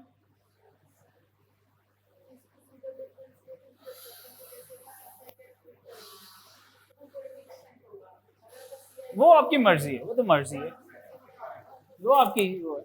मेरे पास 40 डिफरेंस था 2 सालों का, तो 2 सालों का मतलब कि पहले साल का तो वैसे ही 0 है, ठीक है। दूसरे साल का ये जो 40 है, ये 40 है क्या एक्चुअली में, ये आपको पता होना चाहिए। This is the interest of first year का जो इंटरेस्ट है उसके ऊपर इंटरेस्ट कैलकुलेट हुआ है, दैट इज 40।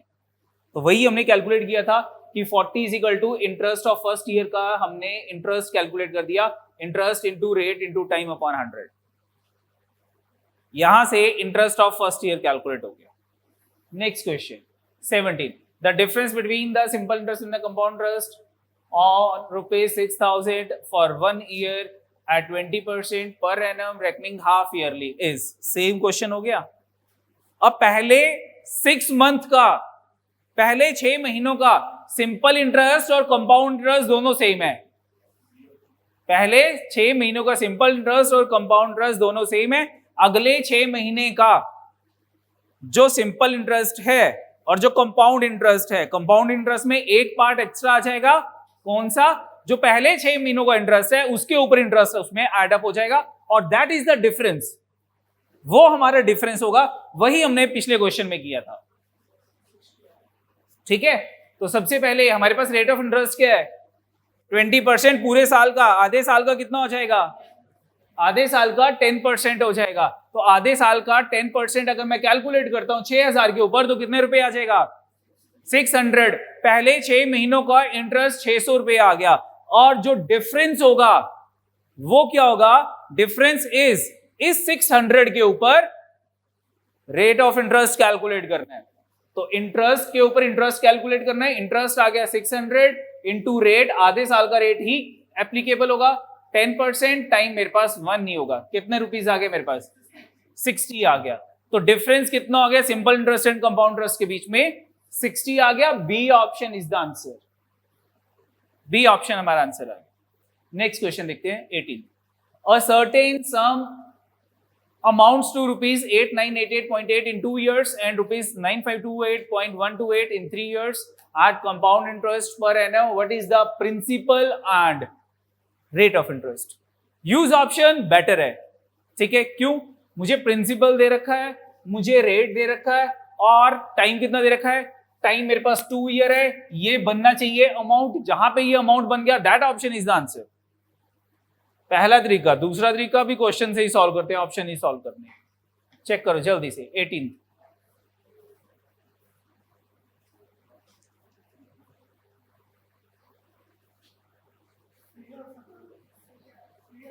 C option.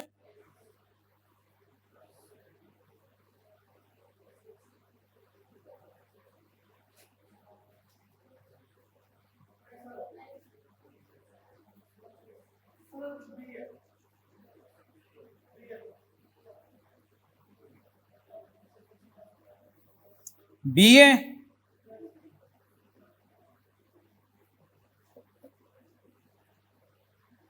चलो बी मान लेते हैं आपके ऑप्शंस, ठीक है। मेरे पास है 8988 प्रिंसिपल है मतलब अमाउंट है 8988, यानी कि 8988, ठीक है। तो हमारा प्रिंसिपल 10,000 तो नहीं हो सकता, ठीक है। और 2,000 भी बहुत दूर लग रहा है 8,000 से। 2 साल में मेरे पास 6,000 तो इंटरेस्ट नहीं हो सकता, ये भी एलिमिनेट हो गया। अब तो कैलकुलेशन ही नहीं की है। अब देखो मेरे पास यहाँ पे मैं बी लेके चल रहा हूँ कि बी है। चलो रेट ऑफ इंटरेस्ट कितना मेरे पास 8% है। इसका 8% कैलकुलेट करो बच्चे, कितना हो गया? 480 आ गया। मैं कंपाउंड भी नहीं निकालता। 480 पहले साल का, 480 दूसरे साल का, कितना टोटल हो गया?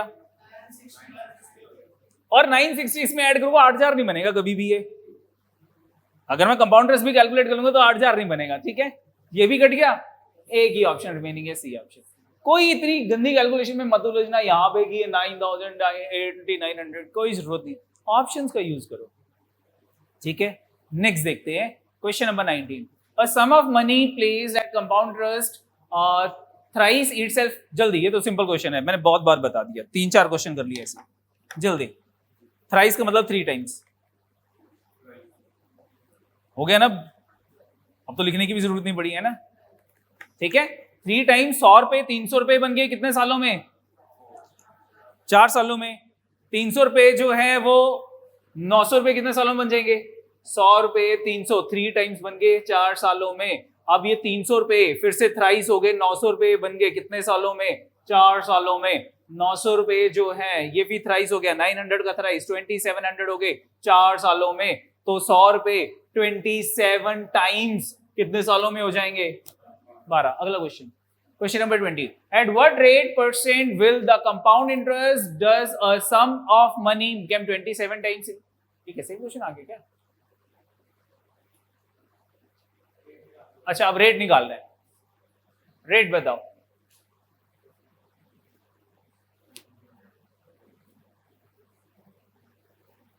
रेट 100 रुपए 2700 रुपए बन गए। Amount divided by principal is equal to 1 plus R by 100 raise to power 3। Rate बताओ जल्दी। ये कट गया, ये किसका क्यूब होगा? क्यूब भी कट गए, 1 माइनस हो गया, 3 माइनस 1 कितना हो गया? 2 हो गया। ये 100 उधर जाके मल्टीप्लाई हो गया, डी ऑप्शन, ठीक है। 21st, the simple interest on a certain sum of money for 2 years at 5% per annum is rupees 100. The compound interest at the same rate for the same time will be, जल्दी calculate करो।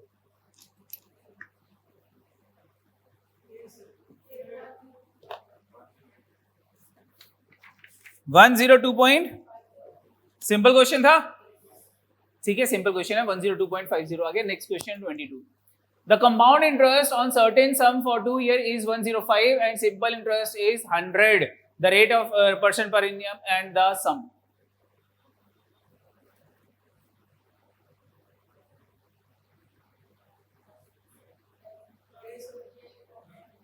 बोलो, ठीक है। A option principal 500 है, rate 10% है, और time कितना दे रखा था मुझको? 2 साल टाइम दे रखा था। तो कटिंग की 50 इंटू 200, ये बिल्कुल 100 बन रहा है मेरे पास। सिंपल इंटरेस्ट 100 ही दे रखा था, ठीक है। और कंपाउंड इंटरेस्ट कैलकुलेट कर लो इसके ऊपर 2 इयर्स का। पहले साल का हमारे पास कितने आ जाएगा? सिंपल इंटरेस्ट 50 आ गया। इसके ऊपर फिर से हमने 10% कैलकुलेट करना है तो 5 रुपए और आ जाएगा। तो सेकेंड ईयर का हमारे पास 105 बन जाएगा टोटल। पहले साल का 50, दूसरे साल का 50 प्लस 5, ये दूसरे साल का हो गया, तो टोटल किया 105 बन गया। यस, आंसर ए ऑप्शन, ठीक है, ए ऑप्शन हमारा आंसर है। Question number 23। On a certain sum of money the simple interest 2% is 200 and the rate of 7% per annum, the difference of compound or simple interest will be.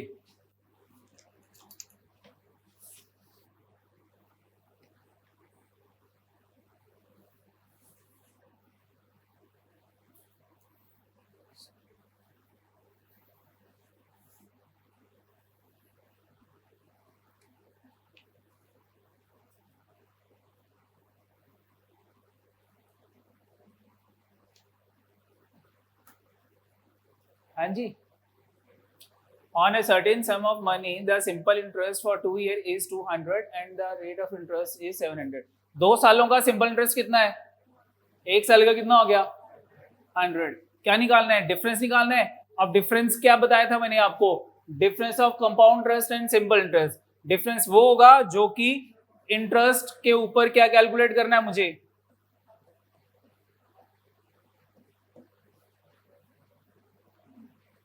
यही नहीं लिखवाया था formula, फिर इतना time क्यों ले रहे हो? 100 रुपया कितना आ गया मेरे पास? 7%। टाइम 1 ईयर कितना आ गया ये 7 rupees. A option is the answer. ठीक है, 2 सालों का सिंपल इंटरेस्ट 200 रुपए, 1 साल का 100 रुपए आ गया। अब इंटरेस्ट के ऊपर मुझे इंटरेस्ट कैलकुलेट करना है, 7 रुपीज आ गया, that is the difference between simple interest and compound interest of second year. Next देखते हैं question number 24। The rate of interest in two banks ICICI and Yes Bank are in the ratio of 7:8 if the person invest some amount in both the banks at simple interest and compound simple interest and received equal interest from both the banks in 2 years, the ratio of the amounts invested in ICICI and yes bank।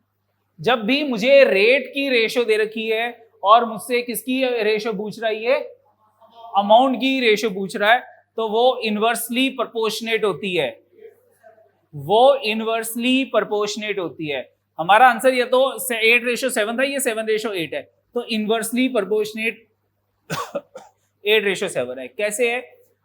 First हमारे पास principal P1 late कर लेते हैं, rate कितना given था मुझको 7% और time कितना था, सेम टाइम की बात हो रही है, टाइम T ले लेते हैं। ये इंटरेस्ट आ गया P2 इंटू 8% और टाइम T2 है। Time cancel, sorry time same ही था, T2 नहीं है, T है। टाइम और टाइम कैंसिल हो गए, 100 और 100 कैंसिल हो गए, ये P2 अपॉन में आ गया, P1 upon P2 is equal to 8, ये 7 उधर जाके डिवाइड हो गया 8/7। चलो ठीक है, नेक्स्ट देखते हैं 25। The ratio of compound interest for 3 years at simple interest for 1 year for a fixed amount at a rate of R% is 3.64. What is the value of R? What is the value of R?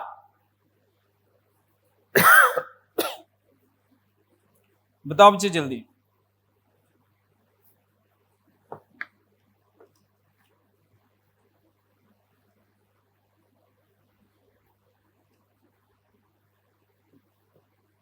उसने 10% बोल दिया, तो ये नहीं है कि 10% से calculate करना शुरू कर दें, वो गलत करवाने को बोला इसने।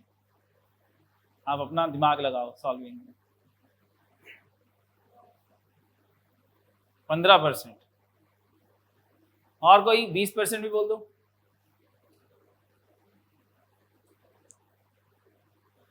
The ratio of compound interest for 3 years, principal 1 + R/100 raised to power 3 minus 1 divided by simple interest of 1 year, principal into R/100 time कितना है 1 year is equal to 3.64। ठीक है, P और P तो कट गए, यूज ऑप्शंस, यूज ऑप्शंस। ठीक है, अगर मैं R की वैल्यू 20 पुट करता हूं, 1.2 आ गया। व्हाट इज 1.2 का क्यूब? 1.728 में से 1 माइनस किया, डिवाइडेड बाय 20%, 0.2 आ गया। तो यहां से 1 माइनस किया, कितना आ गया 0.728 डिवाइडेड बाय 0.2। तो यानी कि 2 से कटिंग कर लेते हैं, 364 आ गया, और डेसिमल एक डिजिट राइट साइड को मूव कर जाएगा, 3.64 आ गया is equal to right hand side आ गया, और सी ऑप्शन हमारा आंसर आ गया। ठीक है बच्चे, तो ये था हमारे पास कंपाउंड इंटरेस्ट। आई होप आपको समझ आ गया होगा। ठीक है, टाइम कम है, रीजनिंग शुरू करते हैं। ठीक है, जिसको पानी पीना है एक एक करके जाके पानी पी सकता है। ठीक है, बाकी तब तक हम रीजनिंग शुरू कर रहे हैं। आज का टॉपिक हमारा है आउटपुट एंड इनपुट। बहुत सारे बच्चे हमें कहते हैं सर ये आउटपुट इनपुट नहीं आता, आउटपुट इनपुट नहीं आता। देखते हैं क्या है आउटपुट एंड इनपुट। ज्यादा इंपॉर्टेंट मैं इसको नहीं कहूंगा, बट फिर भी अनएक्सपेक्टेड पेपर भी हो सकता है, इसीलिए आउटपुट इनपुट आपको आना चाहिए कि होता क्या है और कैसे क्वेश्चन हम उसके सॉल्व करते हैं। ठीक है, चलो बच्चे देखते हैं।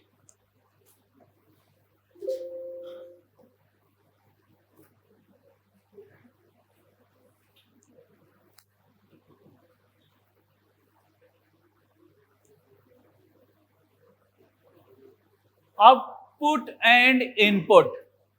सबसे पहले direction for next three questions की डायरेक्शंस हैं हमारे पास। Study the information carefully and answer the question. और नंबर अरेंजमेंट मशीन, एक नंबर अरेंजमेंट मशीन है, ठीक है। When given an input number, उसको हमने ये इनपुट दे दिए, ओहो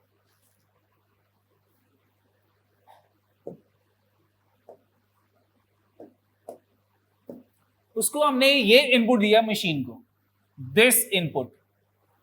तो इनपुट के बाद स्टेप नंबर 1 क्या आ गया? क्वेश्चन क्या कह रहा है? A number arrangement machine when given a input number rearrange them following a particular rule in each step. The following is an illustration input the step of arrangement. अब उसका step number 1 क्या था? हम analyse करेंगे। जब भी हमारे पास input है, कोई भी इनपुट हो सकता है किसी भी टाइप का, नंबर्स की जगह हमारे पास जो है वो वर्ड्स भी हो सकते हैं, नंबर एंड वर्ड्स का कॉम्बिनेशन भी हो सकता है, कुछ भी इनपुट हो सकता है। उस इनपुट से मुझे एनालाइज करना है कि स्टेप 1 में क्या चेंज हुआ है। तो हम देखते हैं क्या चेंज हुआ है। ये इनपुट था, इस पूरे में से 541 सबसे पहले आ गया। अब 541 क्या है? सबसे ग्रेटर नंबर है, यानी कि मशीन ने क्या किया, सबसे ग्रेटर नंबर को सबसे आगे लिख दिया। उसके बाद ये as it is as it is as it is as it is as it is as it is as it is, बाकी सभी नंबर को कुछ नहीं किया। पहले स्टेप में उसने सबसे ग्रेटर नंबर सबसे आगे कर दिया। अब सेकंड स्टेप में क्या हो रहा है? 542 सबसे यहाँ पे एज इट इज है। उसके बाद सेकंड पे उसने 26 लिख दिया। 26 क्या था? सबसे स्मॉलर था। सेकंड स्टेप पे सबसे स्मॉलर उसने सेकंड प्लेस पे लिख दिया। बाकी नंबर्स पे क्या इफेक्ट हुआ? 48 आ गया, 245 आ गया, 182, 19, बाकी सभी नंबर एज इट इज छोड़ दिए। That is step number 2। अब स्टेप नंबर 3 में क्या था? ये एज इट इज, या एज इट इज। अब उसने रिमेनिंग नंबर में से जो अरेंज नहीं किए थे उनमें से सबसे ग्रेटर नंबर थर्ड प्लेस पे लिख दिया। दैट इज 378 मेरे पास थर्ड प्लेस पे आ गया। ये नंबर अरेंज हो गए और ये नंबर रिमेनिंग हो गए। अगला स्टेप क्या होना चाहिए था मशीन का? सबसे स्मॉलेस्ट। रिमेनिंग में से सबसे स्मॉलेस्ट कौन सा है? वो तो बिल्कुल अगली प्लेस पे ही है, वो तो ऑलरेडी ऑटोमेटिकली अरेंज हो गया। उससे अगला स्टेप क्या होगा मशीन का? 48 के बाद क्या अरेंज करना था उसने? ग्रेटर। तो अब रिमेनिंग में से चेक करो, इसमें से इसी स्टेप में रिमेनिंग में से मैं चेक करूंगा ग्रेटर जो है वो 245 तो नहीं है, नहीं है। तो यानी कि मशीन को एक अरेंजमेंट और चाहिए होगी। अगर मेरे पास यहां पे 297 है तो मैं 297 को छोड़ के रिमेनिंग में से मैं स्मॉलर ढूंढता फिर, ठीक है। चलो अब मेरे पास स्टेप 4 क्या हो जाएगा? ये as it is as it is as it is as it is, और रिमेनिंग में से 297 मैंने यहां पे लिख दिया और ये मेरे पास नॉट अरेंज्ड रह गए, ठीक है। अब मेरे पास स्मॉलर आएगा ग्रेटर आएगा? इनमें से स्मॉलर कौन सा है? चलो अब ये ऑलरेडी अरेंज्ड थे मेरे पास ये वाले, और अब मैंने इनमें से स्मॉलर 99 लिख लिया। रिमेनिंग रह गए 245 एंड 182। अब ग्रेटर लिखना था स्मॉलर लिखना था, ऑलरेडी है, और लास्ट में स्मॉलर है।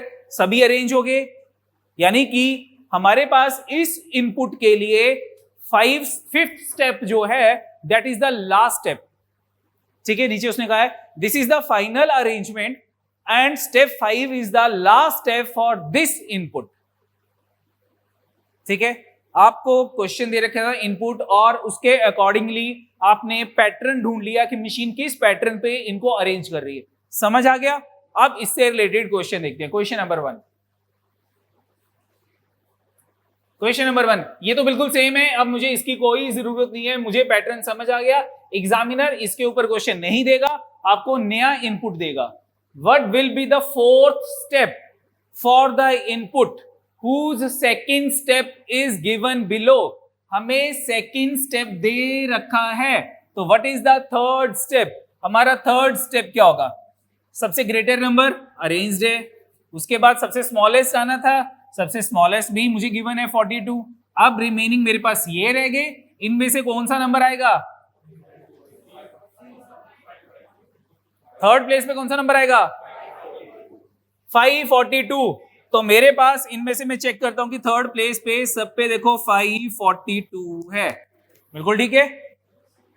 अब थर्ड स्टेप मेरे पास आ गया 542 का। अब फोर्थ स्टेप में क्या होगा कि 542 यानी कि जो रिमेनिंग नंबर रह गए मेरे पास 542 को छोड़ के, इसको छोड़ के, इनमें से सबसे स्मॉलेस्ट नंबर नेक्स्ट स्टेप पे होगा। कौन सा है? यहां पे तो नहीं है, ये एलिमिनेट हो गया, कांट भी डिटरमाइन भी नहीं हो सकता क्योंकि हम कैलकुलेट फाइंड कर सकते हैं। चलो हमने अब 65 अरेंज कर लिया। 65 के बाद रिमेनिंग सीरीज जो है वो सेम होनी चाहिए थी, that is the step number 4। अब सेम किसमें है? 183, 289 और 65 आगे चला गया, 110, 350। B option is, A option is the answer. A option answer. कोई डाउट इसमें किसी को तो बताओ? नहीं है। Second question, second question, how many steps will be required for getting the final output for the following input? जल्दी से बताओ, हमें इनपुट दे रखा है, आपको बताना है कि टोटल मेरे पास कितने नंबर ऑफ स्टेप्स होंगे। आइदर लिख के कर लो, बिना लिखे भी कर सकते हो, मुझे कोई प्रॉब्लम नहीं है, बट मुझे आंसर दो जल्दी।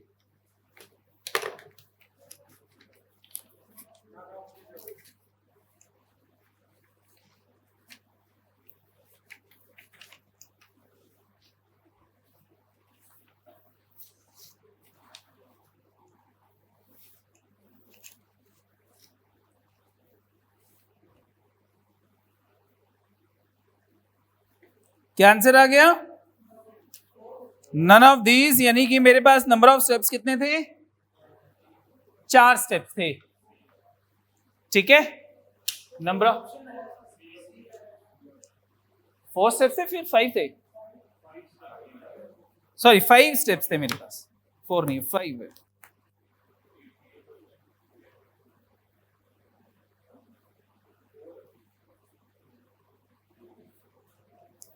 फोर और 5 में डाउट है, 5 चेक कर लेते हैं इसको।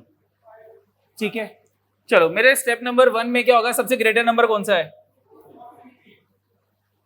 450 फर्स्ट पोजीशन पे आ जाएगा, बाकी सभी नंबर एज इट इज आ जाएंगे। सेकंड स्टेप क्या होगा मेरे पास? सबसे स्मॉलेस्ट नंबर, ये सेकंड स्टेप होगा 29, बाकी same as it is. Third step क्या होगा मेरे पास? 386, बाकी सभी नंबर एज इट इज। ये नंबर चलेंगे मेरे पास, ये और ये थर्ड स्टेप। अब रिमेनिंग नंबर में से सबसे स्मॉलर कौन सा है? वो तो ऑलरेडी थर्ड स्टेप में ही मेरे पास आ गया, वो तो ऑलरेडी थर्ड स्टेप में ही, जब मैंने इन 3 नंबर को आगे लिखा तो ये 39 तो मेरे पास उसी ऑर्डर में था, ये थर्ड स्टेप में आ गया। 39 के बाद कौन सा नंबर आना चाहिए? ग्रेटर नंबर कौन सा है? लेकिन 39 के बाद नंबर कौन सा है अब मेरे पास? 88 है, यानी कि 162 को आगे लेके आना पड़ेगा। This is my fourth step, ये मेरा फोर्थ स्टेप होगा कि मैं 162 को आगे लेके आ गया। अब 162 को जब मैंने आगे लेके आया तो मेरे पास रिमेनिंग नंबर रह गए 88 एंड 72। अब 72 को आगे लेके आना पड़ेगा, that is my fifth step, और 88 सबसे लास्ट में रह गया, तो टोटल नंबर ऑफ स्टेप्स जो हैं वो 5 हो जाएंगे। आप लिख के भी कर सकते हो 1 by 1। Next question number 3, the first step for the input is, ये फर्स्ट स्टेप है, then which of the following will be the, आपको ये बताना है कि ये कौन सा स्टेप है। जल्दी से मुझे बताओ कौन सा स्टेप है।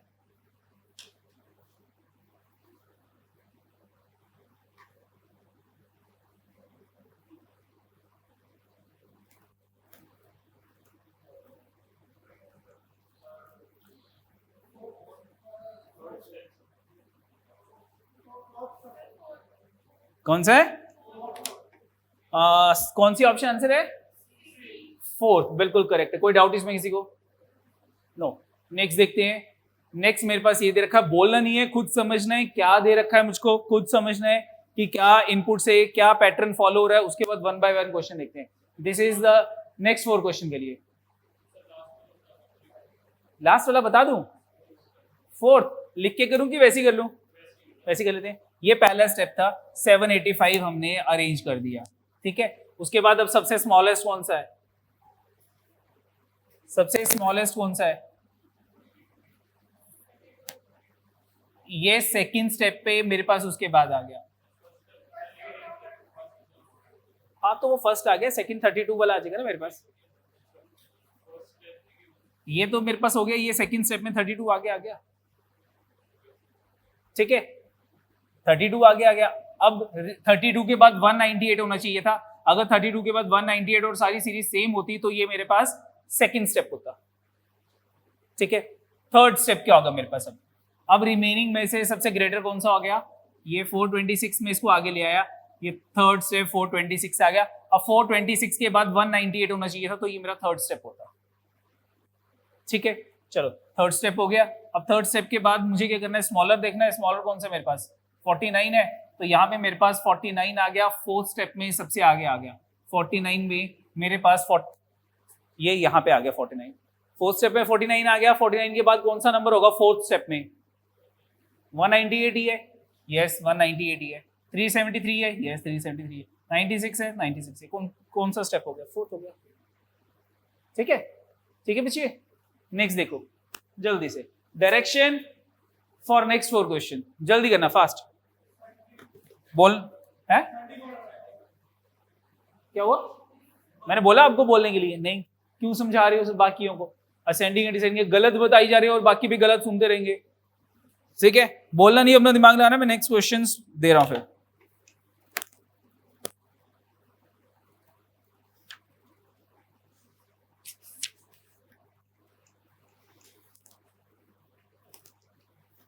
देख लिया, नेक्स्ट देखते हैं क्वेश्चन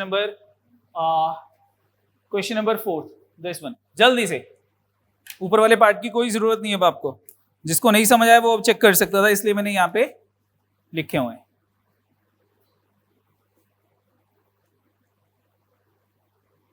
बोलना नहीं है, बस करते जाना है। 30 सेकेंड्स देता जाऊंगा मैं।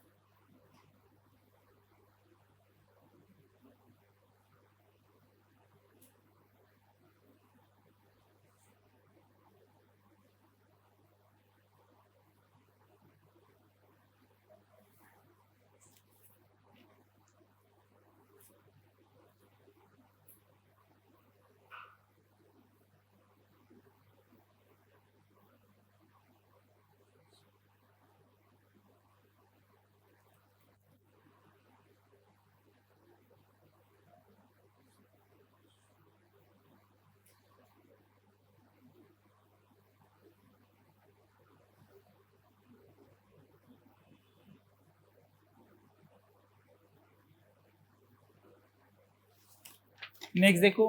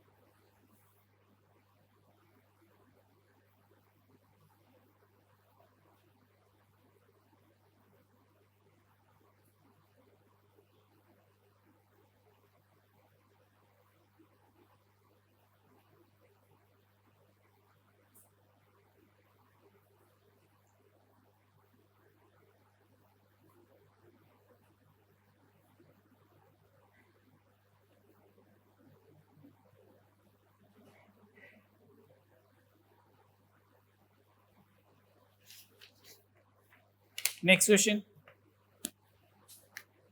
What will be the last step for the following input?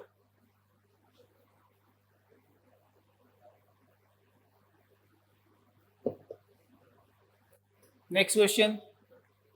How many steps will be required for getting the final output for the following input? Question number 7.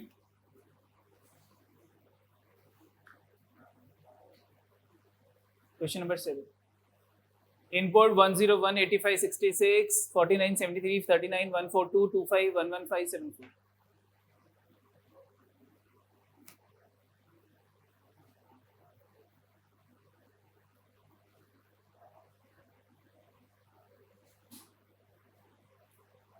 Done. चलो, क्या था हमारे पास क्वेश्चन, कौन सा था? Fourth. What is the answer? Question number 4 क्या है?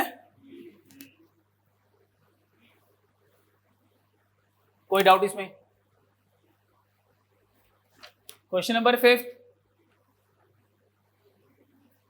Question number 5, D option. मुझे 5th स्टेप दे रखा है, मुझे कौन सा स्टेप निकालना था? 3rd step.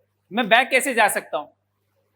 क्योंकि उसमें हो सकता है कि ऑलरेडी कोई पहले से ऑलरेडी अरेंज हो, मुझे अरेंज करने की जरूरत ही ना पड़ी हो, तो बैक जाना थोड़ा मुश्किल है, ठीक है? तो उसके लिए can't be determined, D option is the answer. Question number 6, what will be the last step? Simple था ये तो, ठीक है, अरेंज ही करना था, जिस ऑप्शन में सभी नंबर्स अरेंज थे that is the answer. Question number 6 क्या है? A option. Question number 7th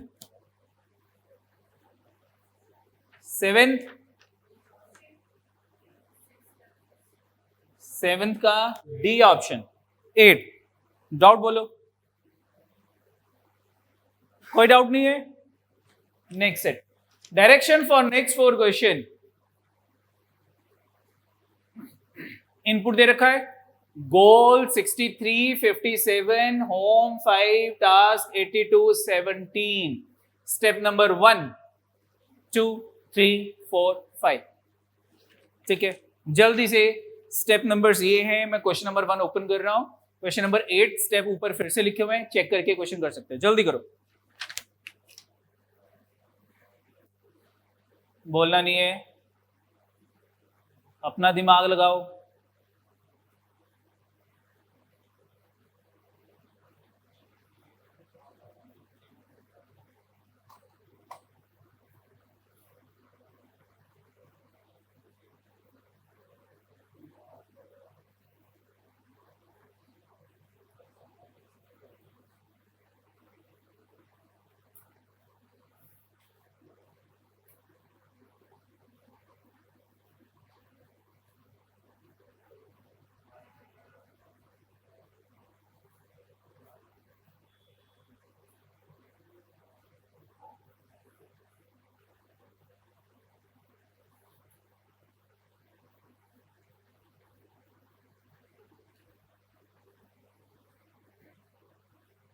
done.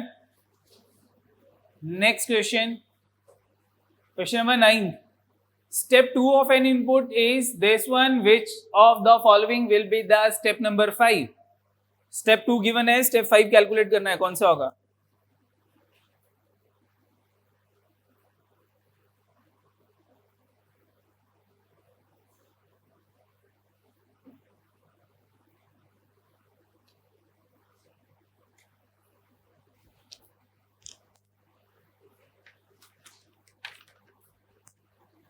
अच्छा, इसमें पैटर्न क्या लग रहा है मुझे, यही बताओ।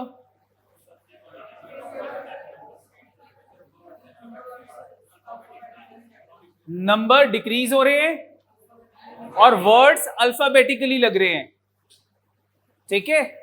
तो जैसे क्वेश्चन नंबर 8 का क्या आंसर आया था आपका? बोलो बच्चे, बाकी भी क्वेश्चन नंबर 8।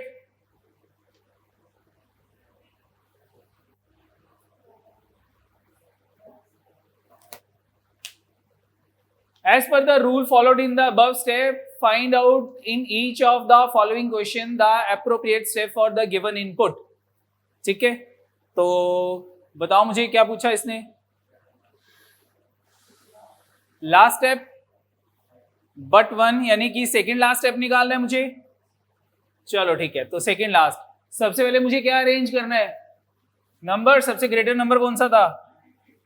92, पहला स्टेप। उसके बाद रिमेनिंग वर्ड में से सबसे पहले कौन सा वर्ड आएगा? होस्ट, वो तो ऑलरेडी वैली अरेंज हो गया। वो तो ऑलरेडी पहले अरेंज हो गया, स्टेप 1 में ही हो गया, ठीक है। उसके बाद 92 के बाद और क्या आएगा, 43, वो अरेंज नहीं है। सेकेंड स्टेप में हम 43 को अरेंज कर लेते हैं, सेकेंड स्टेप में 43। थर्ड स्टेप में रिमेनिंग में से मदर आ जाएगा, ये थर्ड स्टेप में आ जाएगा मदर। अब इसके बाद नंबर आएगा, नंबर कौन सा है 43 के बाद, 32, लेकिन मेरे पास 15 है, तो ये 32 हमारा फोर्थ स्टेप आ जाएगा, ठीक है। 32 फोर्थ स्टेप में आ गया। 32 के बाद मेरे पास वर्ड आएगा, कौन सा वर्ड आएगा, ओ आएगा, लेकिन 32 के बाद हमारे पास क्या था, 15 था, तो फिफ्थ स्टेप में हमारे पास ओवर आ जाएगा, ठीक है। ये हमारे पास हो गया, फिफ्थ स्टेप में ओवर आगे आ गया। अब रिमेनिंग क्या रह गया मेरे पास, 15 रह गया और पेज रह गया, और यही ऑर्डर में चाहिए था, तो टोटल नंबर ऑफ स्टेप्स कितने हो गए, 5। तो सेकंड लास्ट स्टेप कौन सा हो गया, fourth. Next question number 8। Step number 2 given है मुझे, स्टेप नंबर कौन सा निकालना है मुझे, 5। What is the answer, what is the answer, A option is the answer, ठीक है। स्टेप नंबर 2 गिवन है, यानी कि ये अरेंज है, कैट अरेंज है, ये स्टेप 2 में है, ठीक है। ये 1 में अरेंज हुआ होगा, ये 2 में अरेंज हुआ होगा, रिमेनिंग अरेंज नहीं है।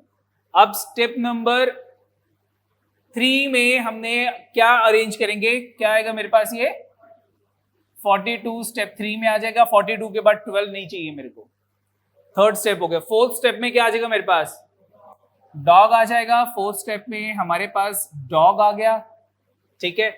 67 cat 42 dog, 67 cat 42 dog, 67 42 dog, ये गलत हो गया। अब डॉग के बाद क्या आना चाहिए, 25, ये मेरा फिफ्थ स्टेप होगा। इन सब में यहां पे 12 है, ये गलत हो गया, ठीक है। बी ऑप्शन है, चेक कर रहे थे, 25 आ गया।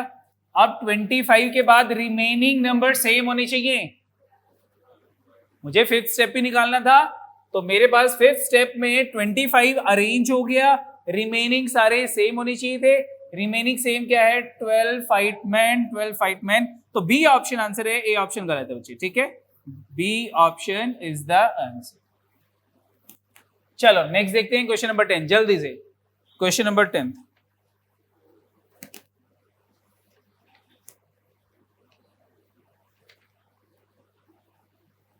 Word 23, news 47, major 12, 62 days.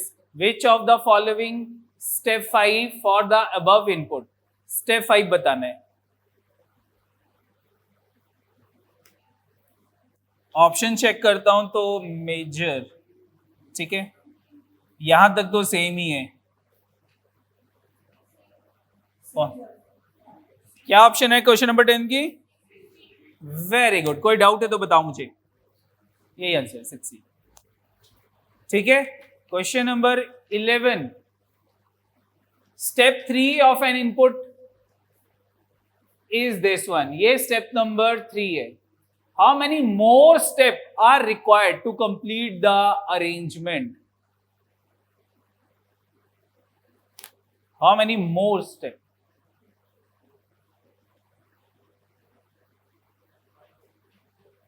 Eighty 81 arrange है, बोर्ड अरेंज है, 73 अरेंज है। ये step number 1, step number 2, step number 3। आगे कौन सा वर्ड आएगा, वर्ड कौन सा आएगा आगे, डांस, ये स्टेप 4 में डांस आ गया मेरे पास। फोर्थ के बाद फिफ्थ में 59 आ जाएगा फिफ्थ स्टेप में, और नेक्स्ट में फिफ्थ के बाद ये 6 स्टेप हो जाएगा स्पाइक, 7 स्टेप 32। तो टोटल स्टेप्स कितने हो गए, 7, 3 ऑलरेडी पहले थे, और मोर कितने हो जाएंगे, what is the answer, C option 4 is the answer. Next question number 12, direction है, ठीक है, इनपुट है और स्टेप्स दे रखे हैं, ठीक है। यहां से चेक कर लेते हैं इनपुट एंड स्टेप्स, जल्दी से चेक करो।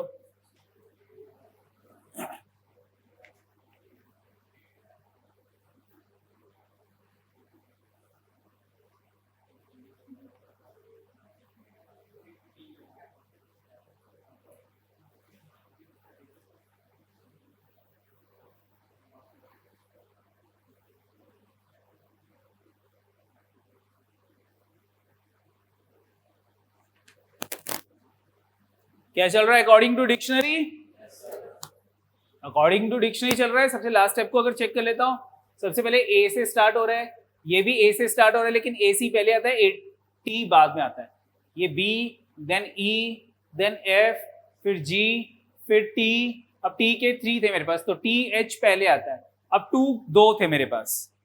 जब दोनों वर्ड सेम होंगे तो जो कैपिटल लेटर वाला होगा वो पहले आएगा और स्मॉल लेटर वाला बाद में आएगा। ये हमारे पास जो था पैटर्न था जो मशीन फॉलो कर रही है। क्वेश्चन नंबर 12 जल्दी से, what is the answer?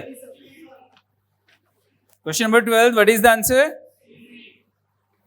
C option is the answer. ठीक है, क्या दिया रखा था? इनपुट गिवन है, which of the following will be the step number 4 for the given input. तो स्टेप नंबर 4 क्या होगा? सबसे पहले इसमें क्या अरेंज होगा? मेरे पास क्या आ जाएगा? ए टी एट आ जाएगा स्टेप नंबर 1 में। सॉरी, अराउंड आएगा, ए आर पहले आएगा, टी बाद में आता है। ये स्टेप नंबर 1 अराउंड हो गया। ए टी स्टेप नंबर 2 में आ जाएगा। स्टेप नंबर 3 फॉर आ जाएगा, F O R step number 3 हो गया मेरे पास। उसके बाद 4 के बाद क्या आ जाएगा? रिमेनिंग क्या रहेगा मेरे पास? अब स्टोरी ऑन वॉज ही। तो स्टेप नंबर 4 में क्या आ जाएगा मेरे पास? ही आ जाएगा, रिमेनिंग सेम होंगे। तो अराउंड एट 4 ही, ये आ गया मेरे पास। ठीक है, सेम है। Then story on was, story on was. Step C option is the answer. Question number 13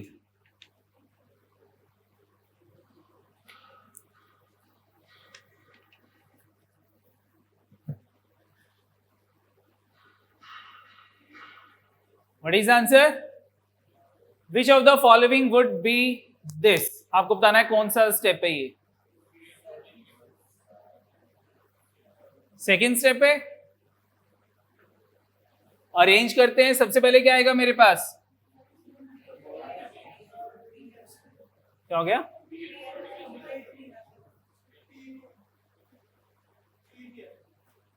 ये टाइपिंग में गलती कर गई बच्चे।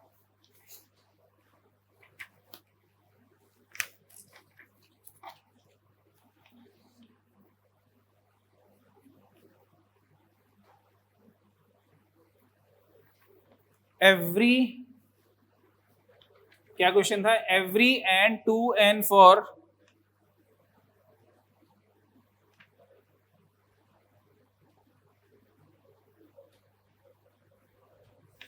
चलो छोड़ दो फिर, तो क्वेश्चन इनकम्प्लीट है। आगे मेरे पास जो है वो गिवन है। ठीक है, next question number 14। Input together over series on fast the so, which of the following step will be the last but one. Second last step बताना आपको कौन सा है।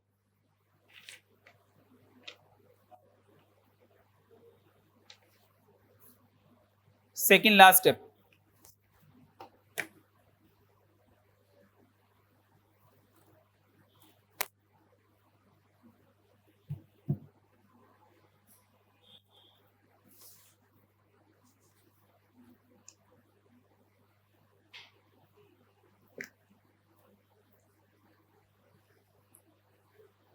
हाँ जी बच्ची, कौन सा है? A B C D. D option 5। मेरे पास सबसे पहले क्या अरेंज होगा?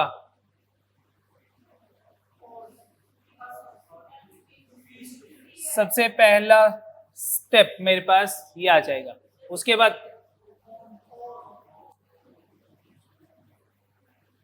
ऑन, सेकेंड स्टेप ऑन आ जाएगा। थर्ड स्टेप ओवर आ जाएगा। नेक्स्ट एस आ जाएगा, ये फोर्थ स्टेप पे आ जाएगा, और ये फिफ्थ पे आ जाएगा। उसके बाद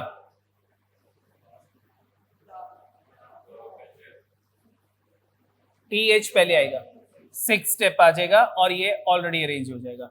टोटल 6 स्टेप है। सेकेंड लास्ट स्टेप कौन सा हो जाएगा? फिफ्थ हो जाएगा। Question number 15। Input over go for through at 1, which step will be the last step of the above input. Last step सबसे पहले क्या अरेंज आएगा? अरेंज होगा एड, ये स्टेप 1 में सबसे आगे आ जाएगा। सेकेंड नंबर पे go for, G F, second पे फॉर आएगा। थर्ड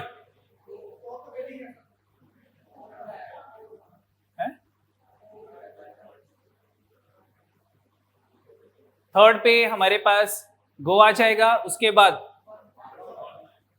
1 आ जाएगा फोर्थ स्टेप पे, और उसके बाद ओवर सेम स्टेप में अरेंज हो जाएगा, थ्रू सेम स्टेप पे हो जाएगा। तो टोटल नंबर ऑफ स्टेप्स कितने हो जाएंगे? 4 हो जाएंगे। What is your answer? D option is the answer, D option. ठीक है बच्चे, तो ये थी हमारे पास इनपुट एंड आउटपुट। आज के लिए इतने बहुत है बच्चे, ठीक है। आई होप आपको आज समझ आ गया होगा। तैयारी करते जाना है हमने, ठीक है। कल हम नया टॉपिक शुरू करेंगे।